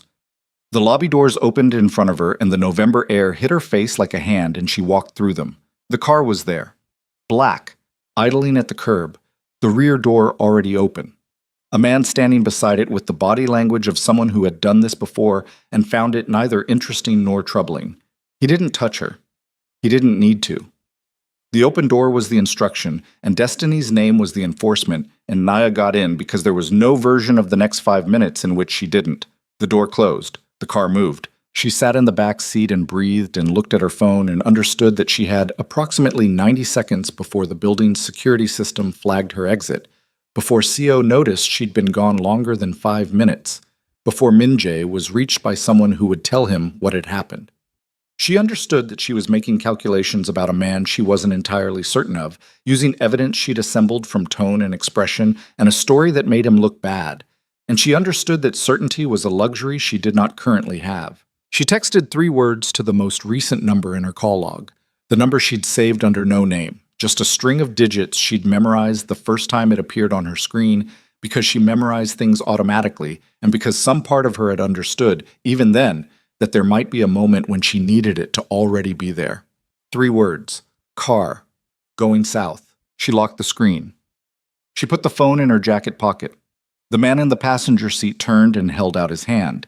She gave him the phone without expression because she'd already sent what she needed to send and arguing over it now served nothing. They drove south through the wet Manhattan evening, and she sat with her hands in her lap and her back straight and worked on keeping her breathing even and her mind clear because panic was information loss, and she could not afford information loss right now. She thought about Destiny, practical, loud, fiercely perceptive Destiny, who had been her anchor in this city for 3 years, and converted the fear that came with that thought into something colder and more usable. Anger, clarity, the specific focus that comes when the thing you're protecting stops being abstract. She had been underestimated her entire life. She had decided, at some point too early to fully remember, to make that a structural advantage. The warehouse was in Red Hook. She knew that before they arrived because she knew Brooklyn's waterfront geography the way she knew account architectures. Through the pattern of turns, the gradient of the descent toward water, the specific quality of light that comes off the harbor at this hour through industrial-grade windows. They pulled into a loading dock through a rolling steel door, and when the door came down behind them, the sound it made was final in the way doors only sound final when you understand you're on the wrong side of them. She was out of the car before the man beside her had fully processed that she'd moved. Not running. There was nowhere to run and she knew it, just standing on her own terms, on her feet, oriented, before anyone could decide how she arrived. The warehouse was large and inadequately lit and smelled of salt water and rust, and the particular cold that lives in buildings that haven't been heated in months. She registered 4 men that she could see and assumed more that she couldn't. Metal folding chair in the center of the space, facing a table, facing a man she recognized from nothing but recognized immediately anyway. Park Seo-kyun was shorter than she'd constructed him from his voice. This happened sometimes. Voices carried more mass than the bodies behind them. He was in his mid-50s, compact, with the particular physical economy of a man who had spent decades learning that stillness was more threatening than motion. He was dressed without spectacle. Dark suit, no tie, the dressed-down deliberateness of someone who had stopped needing to perform his own seriousness. He looked at her the way she'd looked at the account documents, like a pattern he was trying to complete. "Sit," he said. "Where's Destiny?" she said. He gestured to the left. She turned her head. A controlled turn, not a snap, because snapping was the response of someone being managed, and she was working very hard not to be managed. In a glass-walled office along the warehouse's left wall, visible through the grimy panes, she could see Destiny sitting in a chair. Upright, arms crossed, wearing the expression of someone who was furious rather than afraid, which was so completely Destiny that something moved through Nia's chest that had grief and love and terror all folded inside it. Destiny was alive, uninjured as far as she could see. Destiny saw her and her expression shifted. the fury cracking for exactly 1 second before she rebuilt it. Nia turned back to Seo-kyun. She sat. She stays unharmed, Nia said. That's entirely up to you, Seo-kyun said. Not cruel about it, just factual. I'm a practical man, Ms. Brooks. I don't want to hurt anyone I don't need to hurt. What I need is information and time, and one of those you can give me right now. He sat across from her, unhurried, with the body language of someone conducting a meeting. The full documentation, what you compiled, where it's stored, who else has seen it. You want the evidence chain. I want the evidence chain, the access codes that produced it, and a detailed account of how far the audit went. He folded his hands on the table. The gesture was almost professorial. In exchange, your friend goes home. Tonight. Unharmed. And you have 72 hours before the situation with Kang Min-jae becomes unavoidable. She looked at him steadily. Unavoidable. I'm going to move against him, Seo-kyun said, with the flat specificity of a man announcing weather. That is not a variable. What is a variable is whether you're inside that building when it happens. He paused. I'm offering you an exit, Ms. Brooks. I'm not a man who offers exits often. I'm offering you one because I think you're intelligent enough to understand your actual position. My actual position, she said. You're an outsider in his organization. You've been useful to him. That utility has an expiration date. It ended approximately 4 hours ago when the last corrupt officer was removed. He let that sit. He has no more use for your particular skill set. What he has is a woman who knows exactly how his financial infrastructure works, who has access to information that could damage him severely in the wrong hands. He paused. You're not an asset anymore. You're a liability. She thought about Junseo. She thought about the specific quality of Min-jae's voice when he'd told her the real version, the parts that didn't reflect well on him. She thought about the text she'd sent and whether it had been received and whether the man who received it was currently making decisions about her that she was either right or catastrophically wrong to anticipate. She thought about the pastries left without a note. How long do I have to decide, she said. You're deciding now, Seo-kyun said. That's what this conversation is. Then I need to use the bathroom. He looked at her. She held the look without moving. Something in her specificity, the bathroomness of it, the ordinary human logistics of it, seemed to recalibrate his read of the situation just enough. He gestured to one of the men behind her. Take her. She was walked to a bathroom at the far end of the warehouse, a door that locked from the inside. She went in. She locked it. She stood at the sink and ran the water and looked at herself in the mirror above it and did the accounting. Destiny was alive. That was the central fact. Everything else was navigable if that stayed true. She looked around the bathroom. Industrial, bare, one small window above the toilet, glass frosted, wire reinforced. She climbed onto the toilet and looked at the window's latch. Old, painted over twice, the kind that required force rather than technique. She worked it with the flat of her palm for 20 seconds, the paint seal cracking, the metal grinding, and got it open 3 inches before it stopped. Not enough to go through, enough to be heard from, if the timing was right. She looked at the window. She looked at the door. She thought about what she knew about the building's layout from the approach, from the sight lines she'd cataloged on the walk from the car. One main entrance through the loading dock, one fire door on the east wall that she'd seen as they passed, windows on the north side only. She got down from the toilet. She ran the water again. She looked at herself in the mirror and said quietly, in the voice she used for the things she had to say out loud to make them real, you are not a liability, you are not a tool, and you are absolutely not going to give him anything. She unlocked the door. She walked back to the chair. She sat down. I need more time, she said. Seo-kyun looked at her with the patience of a man who had expected exactly this. You have 5 minutes, he said. Then I make a phone call and your friend's evening becomes more complicated. She nodded. She sat with her hands in her lap. She breathed. She was counting. Not time. Distance. The distance between the chair she was sitting in and the glass-walled office where Destiny was. 30 feet. Maybe 35. The 2 men between her and that office were standing at the midpoint, which meant 15 feet to cross before anyone could intercept a direct run at full speed. She was not fast. She was not built for fast, but she was built for leverage, for using what she had instead of what she didn't. And what she had was the specific knowledge that Seo-kyun did not want to hurt Destiny.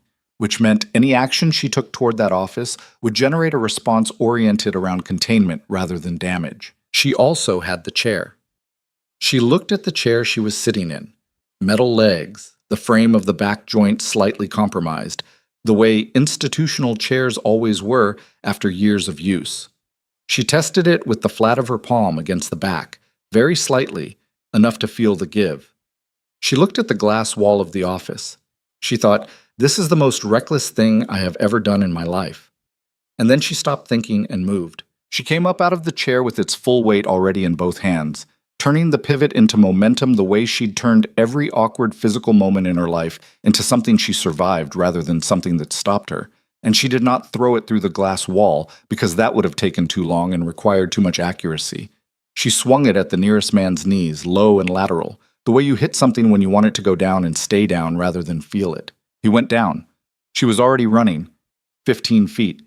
She covered it in the suspended, terrible seconds of a person running who knows they are not fast enough and runs anyway. And she hit the office door with her shoulder and her full weight. And it opened. Unlocked. It had been unlocked. He hadn't thought she'd be stupid enough to try this, which was the precise advantage of being consistently underestimated. And she was inside. Destiny was on her feet before the door finished opening. Naya. Window, Nia said. Now. Which one?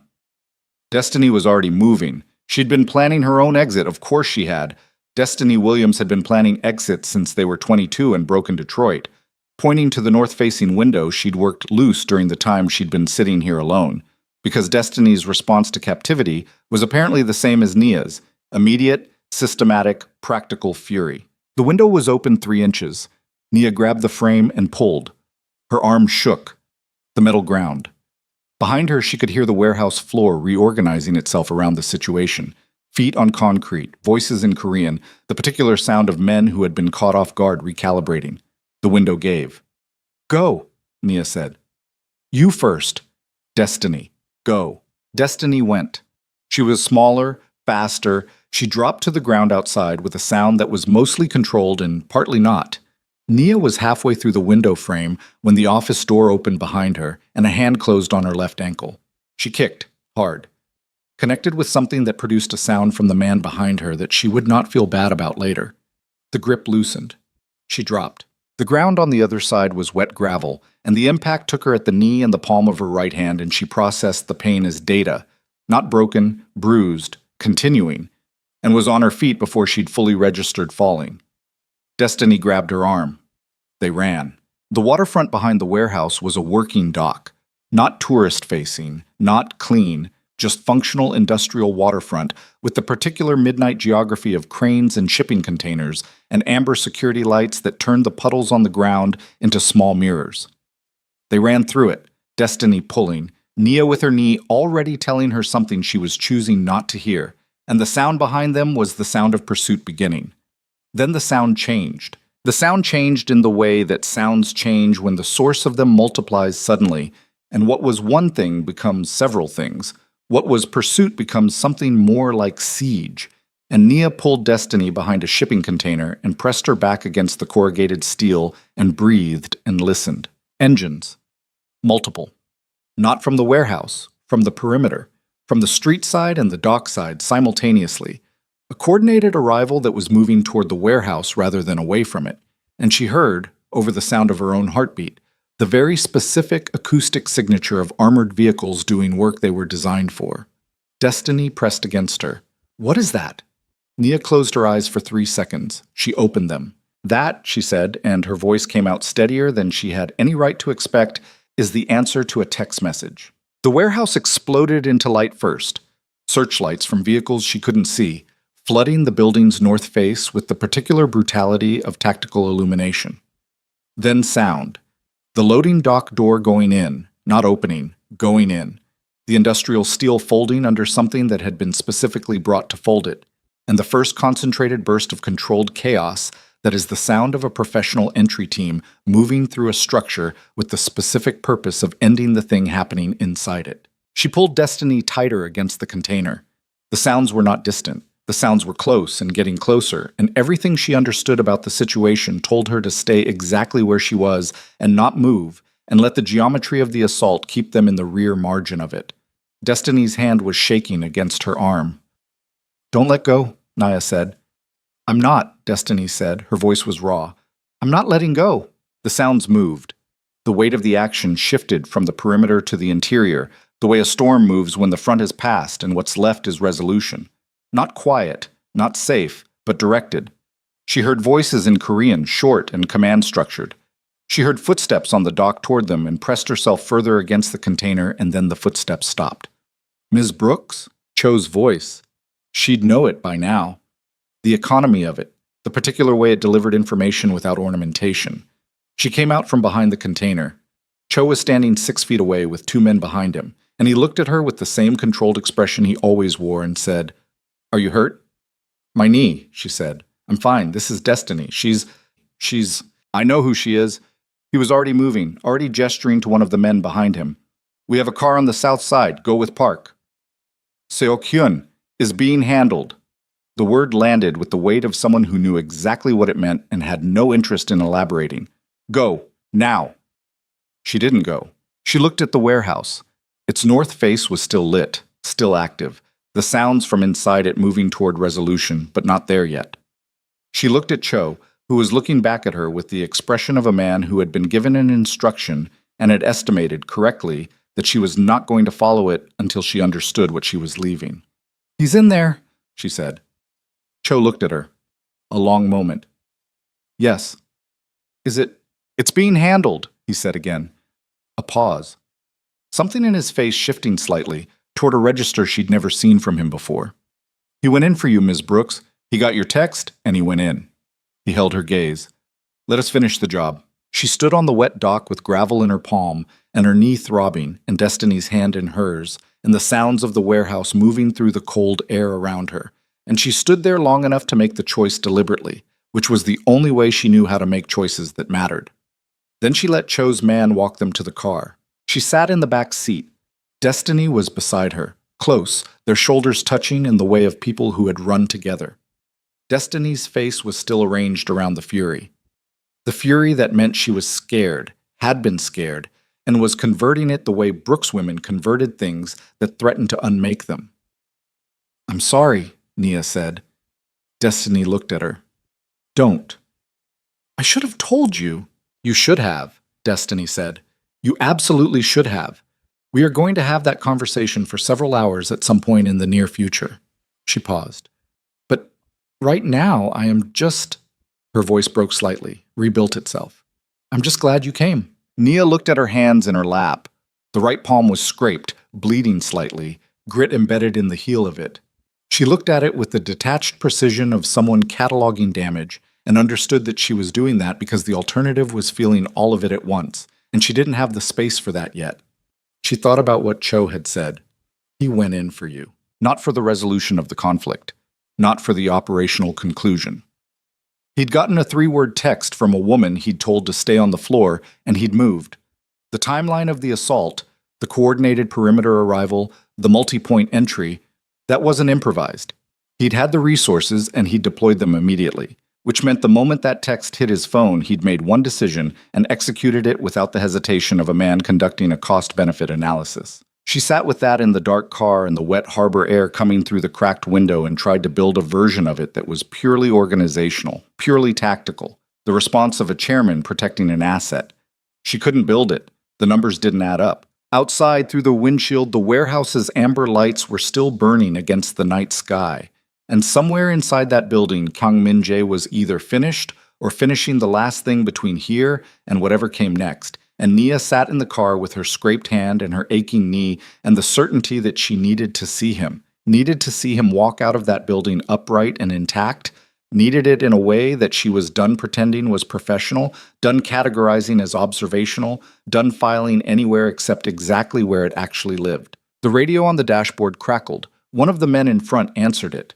A brief exchange. He turned to the back seat. "They've cleared the building," he said. Nia looked at the warehouse. The loading dock, the one the armored vehicle had taken off its hinges, was a rectangle of light in the building's face, and figures were moving through it, and she was scanning them with the specific focus of someone looking for one particular silhouette when the car door opened and Cho was there. "He's asking for you," Cho said. She was out of the car before he finished the sentence, and Destiny said something behind her that she didn't fully hear, and she was moving across the wet gravel toward the blown-open door, with her knee making its objections known at every step, and her chest doing something she had thoroughly run out of capacity to manage. She went through the door. The warehouse interior was controlled chaos resolving into order, men moving with purpose, securing the space, a systematic human machinery doing what it had been built to do. She moved through it without stopping, without looking at the things she was choosing not to look at, following the spatial logic of the room toward its center. She found him near the east wall. He was standing. That was the first thing she registered. Standing, upright, self-supported. And the relief that came with that single fact moved through her entire body in a wave she couldn't have suppressed if she'd tried. He had blood on his left arm, his jacket gone, his shirt sleeve torn and dark at the upper arm with something she'd assess in a moment, and there was a cut along his jaw that was going to bruise dramatically, and his hair was wrong in the way it gets wrong in a fight, and he was looking at her from 12 feet away with an expression she had never seen on his face. Not controlled, not compressed, not the chairman. Just a man who had been afraid of something specific and was standing on the other side of it, looking at the thing he'd been afraid of losing. She crossed the 12 feet. She stopped in front of him. She looked at the wound on his arm. A slash, not a bullet. She determined this in 3 seconds. Bad, but not critical. Already being seen to by a man with a kit who Minjae had apparently been ignoring in favor of watching the door. She looked at his face. "You're hurt," she said. "You're bleeding," he said. His voice was different. She'd never heard it at this pitch before, see? Still low, but stripped of its usual architecture. The controls still there, but barely. Present through effort, rather than instinct. "My hand. I fell." She looked at him. "Your arm needs pressure." "I know." "Then let him—" She gestured at the man with the kit. "In a minute." He looked at her. Just looked at her, with the specific attention of someone taking inventory of a thing they weren't certain they were going to have. "Are you all right?" "Yes." "Your friend?" "She's in the car. She's fine. She's angry at me, which means she's fine." He exhaled. It was not a large exhale. It was the compressed release of someone who had been holding a specific kind of pressure since the moment a 3-word text arrived on their phone, and now the pressure had somewhere to go. She watched it move through him and felt something crack open in the middle of her chest that she had absolutely no ability to close back up. "Minjae," she said. The name. His name, for the first time. In her voice. And she watched what it did to his face. The last layer of the professional composure. The one that had survived everything tonight. The one that had survived 14 years of building a world where he didn't need anything he couldn't secure. She watched it go. He reached up with his uninjured arm, and his hand found the side of her face. And it was not a small gesture, and it was not a managed one. It was the gesture of a man who had stopped managing this particular thing. And she let it happen. She let it happen. His hand was cold from the November air, and slightly unsteady in the way hands are unsteady after a body has run on adrenaline long enough to burn through its own resources. And she felt that tremor against her face, and it told her more about the cost of tonight than any of the blood or the torn sleeve or the cut along his jaw that was already swelling dark at the edge. She put her hand over his, the scraped one, the one with the grit still embedded in the heel of it, and held it there. Neither of them said anything. Around them, the warehouse continued its systematic resolution. Men moving, voices in Korean issuing and receiving instructions, the particular sounds of a space being secured and cataloged. And in the middle of all of it, they stood still, which was its own kind of decision.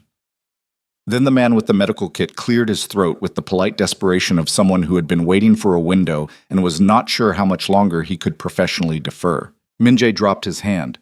He looked at her once more with that unguarded expression, not gone, not resealed, just receded to a place that felt different from the controlled distance she'd spent 5 weeks studying.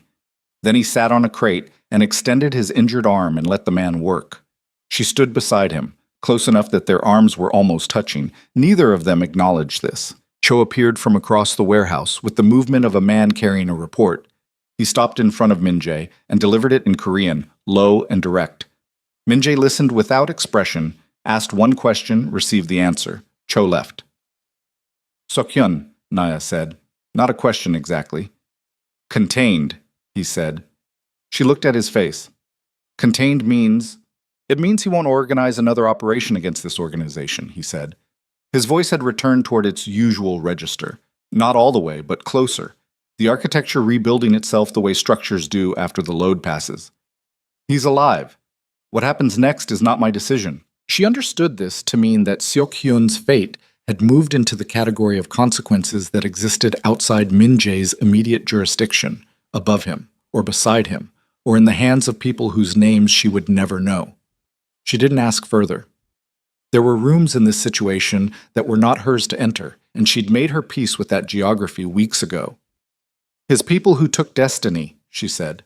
They'll be found. No hesitation. All of them. She nodded. The medical kit man finished his work. Pressure bandage, clean, efficient, and stood and went. Min-jae looked at his arm the way you look at something your body produced without consulting you, with the mild detached resentment of the professionally inconvenienced. Let me see your hand, he said. She held it out. He tucked it, both of his hands around hers, the injured arm working despite the bandage, and looked at the scraped heel of her palm with the same focused attention he brought to financial documents and tactical briefings. He turned her hand slightly to assess the depth. His thumbs were careful in a way that was very different from how careful they needed to be clinically, which she registered and said nothing about. It's fine, she said. I know, he said. He didn't let go. She looked at the top of his head, the dark hair, disarranged, the cut visible now from above, a clean-edged thing along his jaw that had bled into his collar and dried there. She thought about how close the geometry of an inch or two could be in a fight. She thought about what Cho had said. He went in for you. She thought about the 3-word text she'd sent and the speed with which the perimeter response had arrived, and what that speed cost in terms of premeditation and risk, and what it indicated about the decision-making of the man currently holding her hand with his thumbs. I need to ask you something, she said. He looked up. Ask. The speed of the response tonight, the vehicles, the entry team, that kind of deployment, she held his gaze. That wasn't reactive. That was organized in minutes. Yes. You've had assets positioned around my movements since Seok-hyun made contact with you in the lobby the first time, he said. Since you came upstairs and told me about the phone call and Junseo. He paused. His expression was direct in a way that had no apology in it, but also no concealment. I told you I had security arrangements in place. I was less specific than I should have been about what that looked like in practice. She absorbed this. You had people watching me. Yes. Without telling me. Yes. He held her gaze. I'm telling you now. She thought about how she felt about that. She ran it through the part of herself that had spent a lifetime being managed by people who thought they knew better. Teachers, employers, men in general. The particular taxonomy of people who made decisions about her life using her as a variable rather than a subject. She ran it through that and found, unexpectedly, that what came out the other side was not the clean anger she would have predicted. What came out was more complicated, because he hadn't used the surveillance to control her.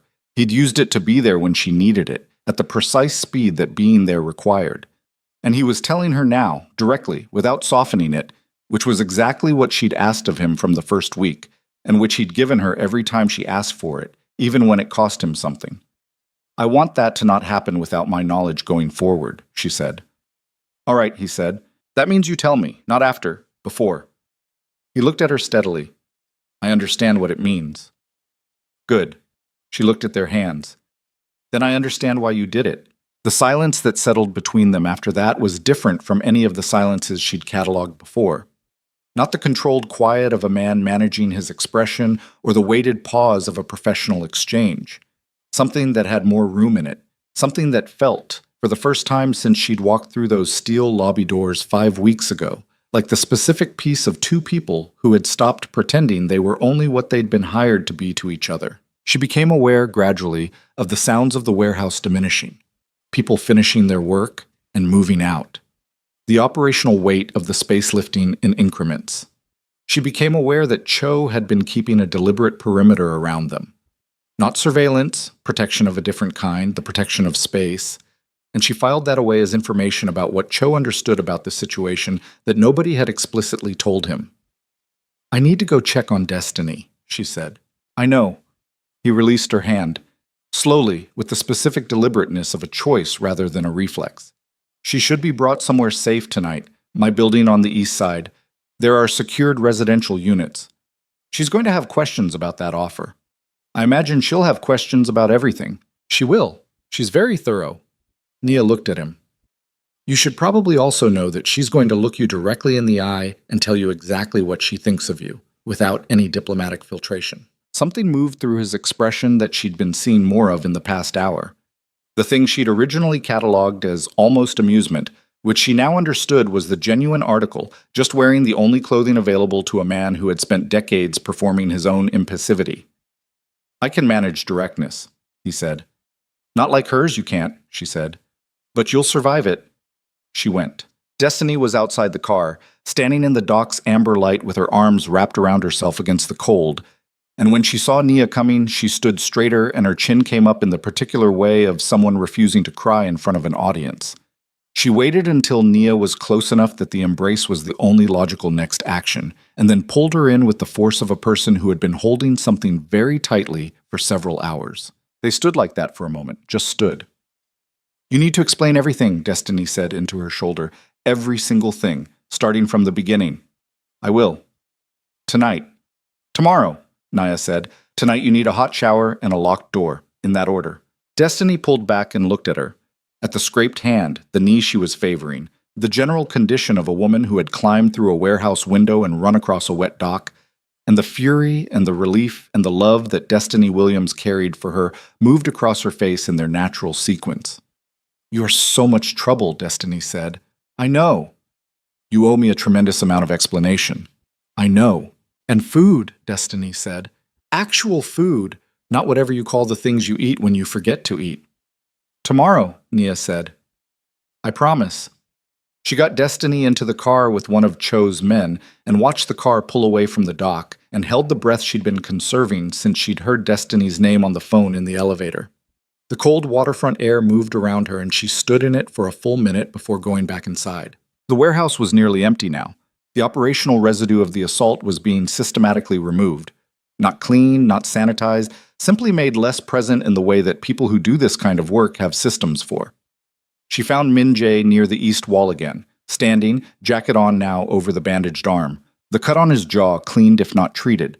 He was on his phone, finishing a call in the clipped Korean of logistics, and when he saw her, he ended it. They walked out together. Not side by side exactly. The doorway required filing through sequentially, but with the quality of two people who are occupying the same navigational intention. The dock outside was cold and quiet, the harbor beyond it dark and moving. Cho was by the remaining cars, present and not obtrusively so. They stopped at the water's edge. Not a planned stop, just the natural terminus of walking when there's water in front of you and the night behind you and something unfinished in the air. She looked at the harbor. He stood beside her. The amber lights of the dock were behind them, and the city across the water was its usual brilliant, indifferent sprawl. I found something else, she said, before all of this tonight.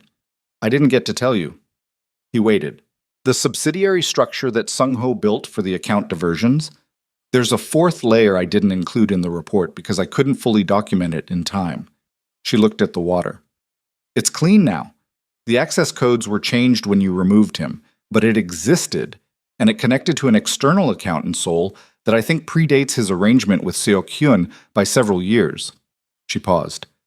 It means he was hedging before Seok-hyun, building an exit before he even started the betrayal. Min-jae was quiet. He was planning to leave, she said, the whole time. Everything he built for you, he was building a door out of simultaneously. She looked at him. I thought you should know that part. Not for the investigation. The investigation is closed. Just because you deserve to know the whole shape of it. He looked at the water. His jaw was tight in the way she'd come to recognize as something other than anger, the expression of a man processing weight rather than resisting it. 22 years, he said. I know. My father trusted him. I know. The silence was not uncomfortable. She'd stopped finding his silences uncomfortable around week 3, when she'd understood that they were not absences but presences, that he was more in them than out of them, that the quiet was where he actually lived. The organization, he said, what I run, the things you've understood about it over these weeks. He looked at her finally, directly. You've never pretended it was something else. No. Most people either pretend it's worse than it is or pretend it's legitimate. He paused. You've looked at it as it is. I've looked at it as it is, she agreed. Does that... He stopped, started differently. I'm asking what you want, going forward. That's not a question I'm accustomed to asking. She understood what the question actually contained. It wasn't about her employment terms or her role or her security arrangement.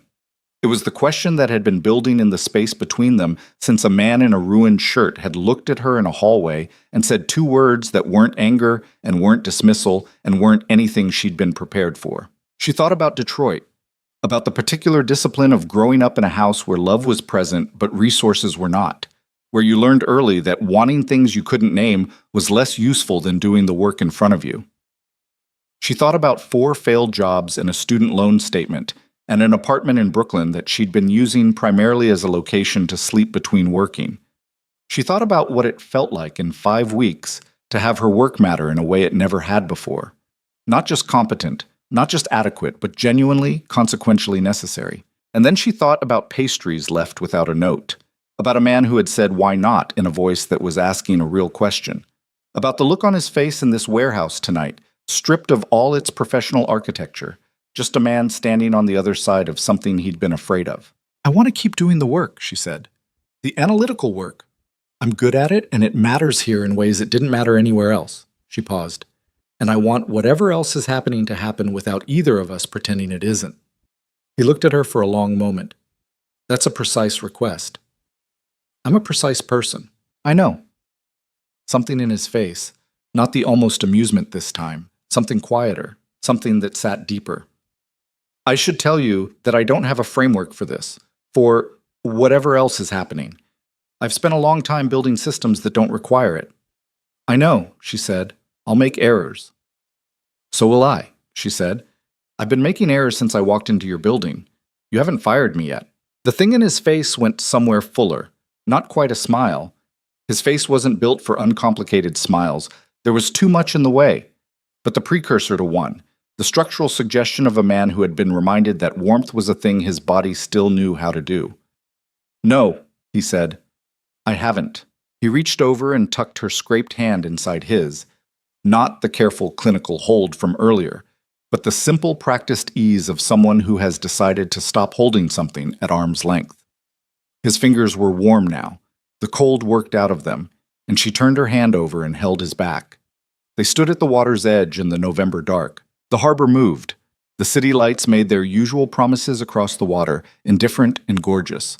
Behind them, the warehouse stood with its blown-in door, and somewhere in the middle distance, 2 cars carried the remnants of the night's damage toward their respective resolutions, and the Hanuel Syndicate, present and intact on the other side of its own most serious internal rupture, continued its operations in the 1,000 invisible ways that complex organizations continue their operations when the crisis is over and the daily machinery reasserts itself. The next morning came the way mornings always come after the nights that change the shape of things.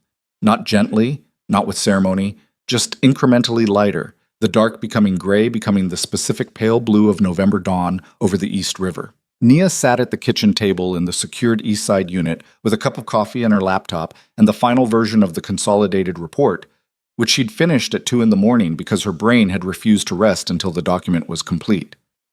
The unit was not hers. She'd need to go back to Brooklyn, need to have the long conversation with Destiny that had been deferred, need to make practical decisions about living arrangements in the context of a situation that had irrevocably changed the terms of her daily safety calculus. These were real problems that required real logistics, and she would address all of them. Currently, she was looking at the report. 14 months, 47 transactions, 3 corrupt captains and 1 CFO, with 22 years and an exit plan. A subsidiary network that had moved a significant portion of the Hanuel Syndicate's port revenue sideways over more than a year. The complete structure, documented, sourced, evidence to a standard that required no interpretation and left no ambiguity. She'd built it.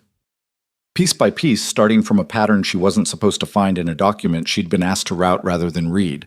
Working through access tiers and routing codes and archive records in the focused, slightly manic state of someone for whom patterns were not optional, whose brain simply would not permit an unresolved sequence to remain unresolved. She looked at what she had built and felt the particular satisfaction of work completed at its full depth.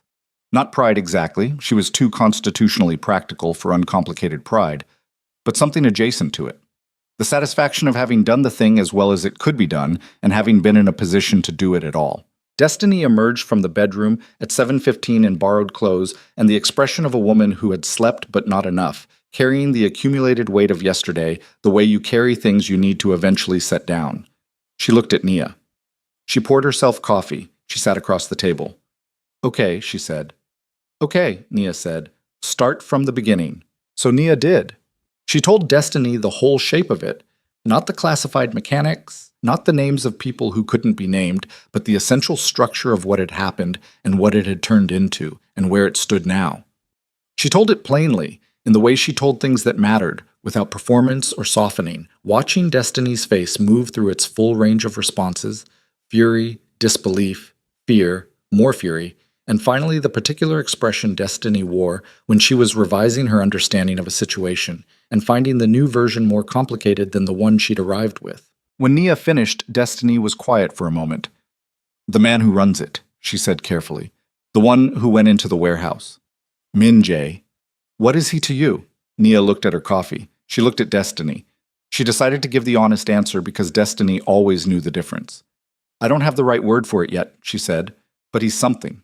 Destiny looked at her for a long time with the deep, calibrating attention of a woman who had known her since they were 22 and had watched her navigate a world that kept trying to make her smaller than she was.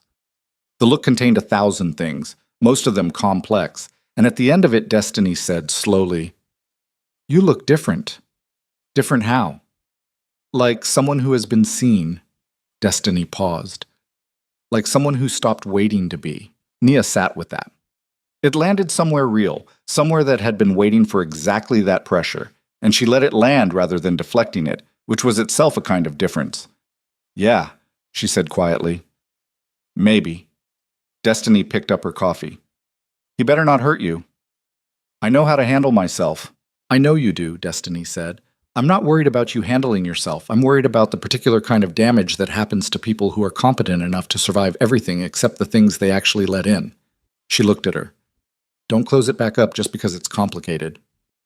Nia didn't answer, but she didn't disagree either, which was its own kind of answer between them. The conversation about practical logistics took another hour. Destiny had opinions, which she expressed with characteristic thoroughness. Nia listened, agreed where she agreed, held her position where she didn't, and by the end of it they had the outline of a plan that addressed Destiny's safety, Nia's housing situation, and the general shape of what the next few weeks needed to look like. At 9 o'clock, Nia's phone buzzed. She looked at the screen. A single line. "When you're ready." "K." She looked at it for a moment.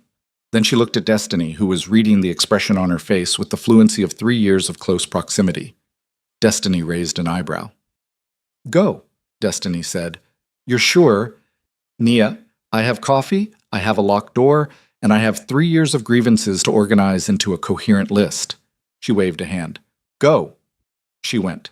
The building on 55th had the same polished steel doors and the same doorman and the same elevator that now responded to her biometric profile without requiring anything from her, which she noted as a change from 5 weeks ago when she'd stood in the lobby without a key card and taken a temporary access chip from a man with wire-rimmed glasses who counted her lateness. She rode to 13. She walked through the outer office past CO, who said, "Good morning," with the precise warmth of someone who had expanded their professional register overnight, and knocked on the double doors. "Come." The office was the same as it had always been. The corner windows showed a pale winter morning over Park Avenue. The desk was uncluttered. The shelf of red books ran along the inner wall, the cracked spines visible from the door. He was standing at the window, his default position, his thinking position, and he turned when she entered. The cut on his jaw was bruised this morning, a dark stripe below the bone. His arm was in the bandage under his shirt. She could see the slight change in the sleeve's line. He looked like what he was, a man the day after a fight, wearing it without apology or performance. She looked like what she was too. Scraped hand, favored knee, the clear-eyed, slightly stripped-down quality of a person who has been through something and is standing on the other side of it with fewer protective layers than they arrived with. They looked at each other from across the room. "Destiny," he said. "She's all right. She's in the East Side unit." "Good. She's going to want to meet you eventually." A pause. I'd recommend being honest with her. She's better at detecting evasion than most of the people in this building. Noted. His expression moved. Sit. She sat in the chair across from his desk. The same chair she'd sat in 5 weeks ago when he'd called her up to tell her she was doing the full audit, when she'd said, "I believe you," in response to a question about being afraid, and watched something shift behind his eyes for the first time. She sat in it differently now. Not because the chair had changed, because she had, not in the fundamental ways, not in the things that were structural to who she was, but in the layer that governs how a person occupies space, how much room they permit themselves in a room that isn't theirs by any conventional standard. He came and sat across from her. He put a folder on the desk between them. She looked at it. Employment contract, he said. New terms. The role is head of internal financial compliance. Direct report to me. Access to every account tier in the organization, standing authorization to audit at any level, any time, without requiring prior approval. He paused. Compensation is significantly different from what you were offered 5 weeks ago. She looked at the folder without opening it. You're formalizing the arrangement. I'm making it permanent, he said, if you want it. She looked at him. The work or the... She stopped, started differently. Both? Both, he said. No hesitation. She looked at the folder. She thought about the furnace in her mother's house in Detroit, which she'd already arranged to have replaced 2 weeks ago, quietly, because the paycheck she'd been receiving was already extraordinary, and she was already practical with extraordinary things. She thought about the student loan statement. She thought about the pattern finding that had started in the archive room and moved through tiers of hidden architecture until it found the center of something that had been quietly rotting inside this organization for more than a year. She thought about what it felt like to do work that was seen, that was necessary, that moved through its consequences in real time and changed real things. She thought about the water's edge last night and the weight of his hand and Destiny's voice saying like someone who stopped waiting to be. She opened the folder. She read the contract. She read it completely, every clause, with the focused attention of someone who understood that documents said true things if you read them correctly. It was straightforward in its terms and extraordinary in its scope, the access, the authority, the compensation, the explicit protections. It was written by someone who understood that making this permanent meant making it real, and had built the document accordingly. She reached the signature line. She looked up.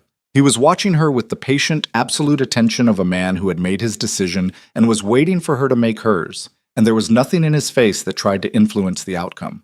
Nothing that performed patience or performed certainty, just the honest weight of a man sitting across a desk from the only person in a very long time who had looked at him fully and not looked away. She picked up the pen. She signed. She put the pen down and looked at him across the desk. Something had settled in the room. Not the resolving of tension exactly, because tension was not what had been between them, but the completion of something that had been building in increments since a cup of coffee and a ruined shirt and 2 words spoken in a hallway to a woman who expected to be fired and was told instead, flatly, "It's fine." It had never been fine. It had always been this specific thing, working toward this specific moment. The months that followed had the quality of things that are built rather than fallen into. She moved her work permanently to 13.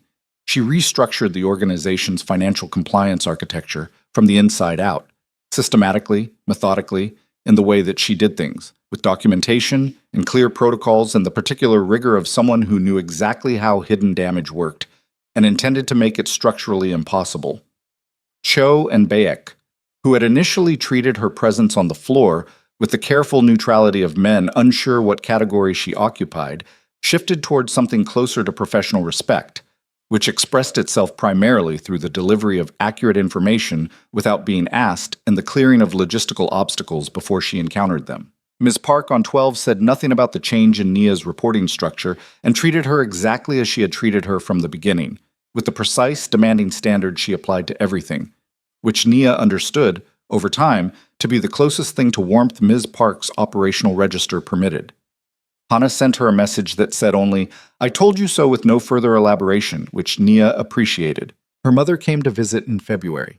Nia told her she'd taken a new position with a private firm, which was true, and that it was going very well, which was also true, and that she was happy, which was the truest of all 3. and the one that took her mother the longest to believe. Not because she doubted her daughter, but because she knew her, knew the particular way Nia had moved through the world since she was small, competent, careful, holding everything slightly away from the center of herself as a form of protection.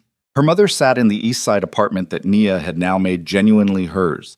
Her books on the shelves, her Detroit Tigers mug in the cabinet, Destiny's voice through the wall on Sunday mornings, and looked at her daughter for a long time with the specific assessment of a woman who had raised her from nothing and knew every version of her face. "Something's different," her mother said. "I know," Nia said. "Good different." "Yeah, Mama, good different." Her mother looked at the apartment, the quality of it, the security of it, the evidence it contained of a life that had found its level, and then looked back at her daughter, and the expression on her face was the one Nia would keep the longest afterward. Not surprise. Something more specific than that. Something that looked like a mother watching the things she raised become completely, finally, irrevocably itself. In the spring, on a Tuesday that had no particular significance on the calendar, Min-jae stopped at her workstation on his way back from a board meeting and placed a white paper bag on the corner of her desk without speaking. Inside were 2 honey butter pastries from the Korean bakery on 53rd. She looked at the bag. She looked up at him. He was already moving toward his office, and his face gave nothing, which meant everything, which was the language she'd been learning since day one and was now fluent in. She ate both pastries. She went back to work. The Hanuel Syndicate remained what it was.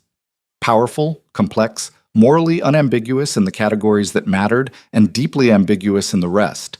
An organization built by hard men for hard purposes in a city that generated both in abundance. Nia had no illusions about it. She never had.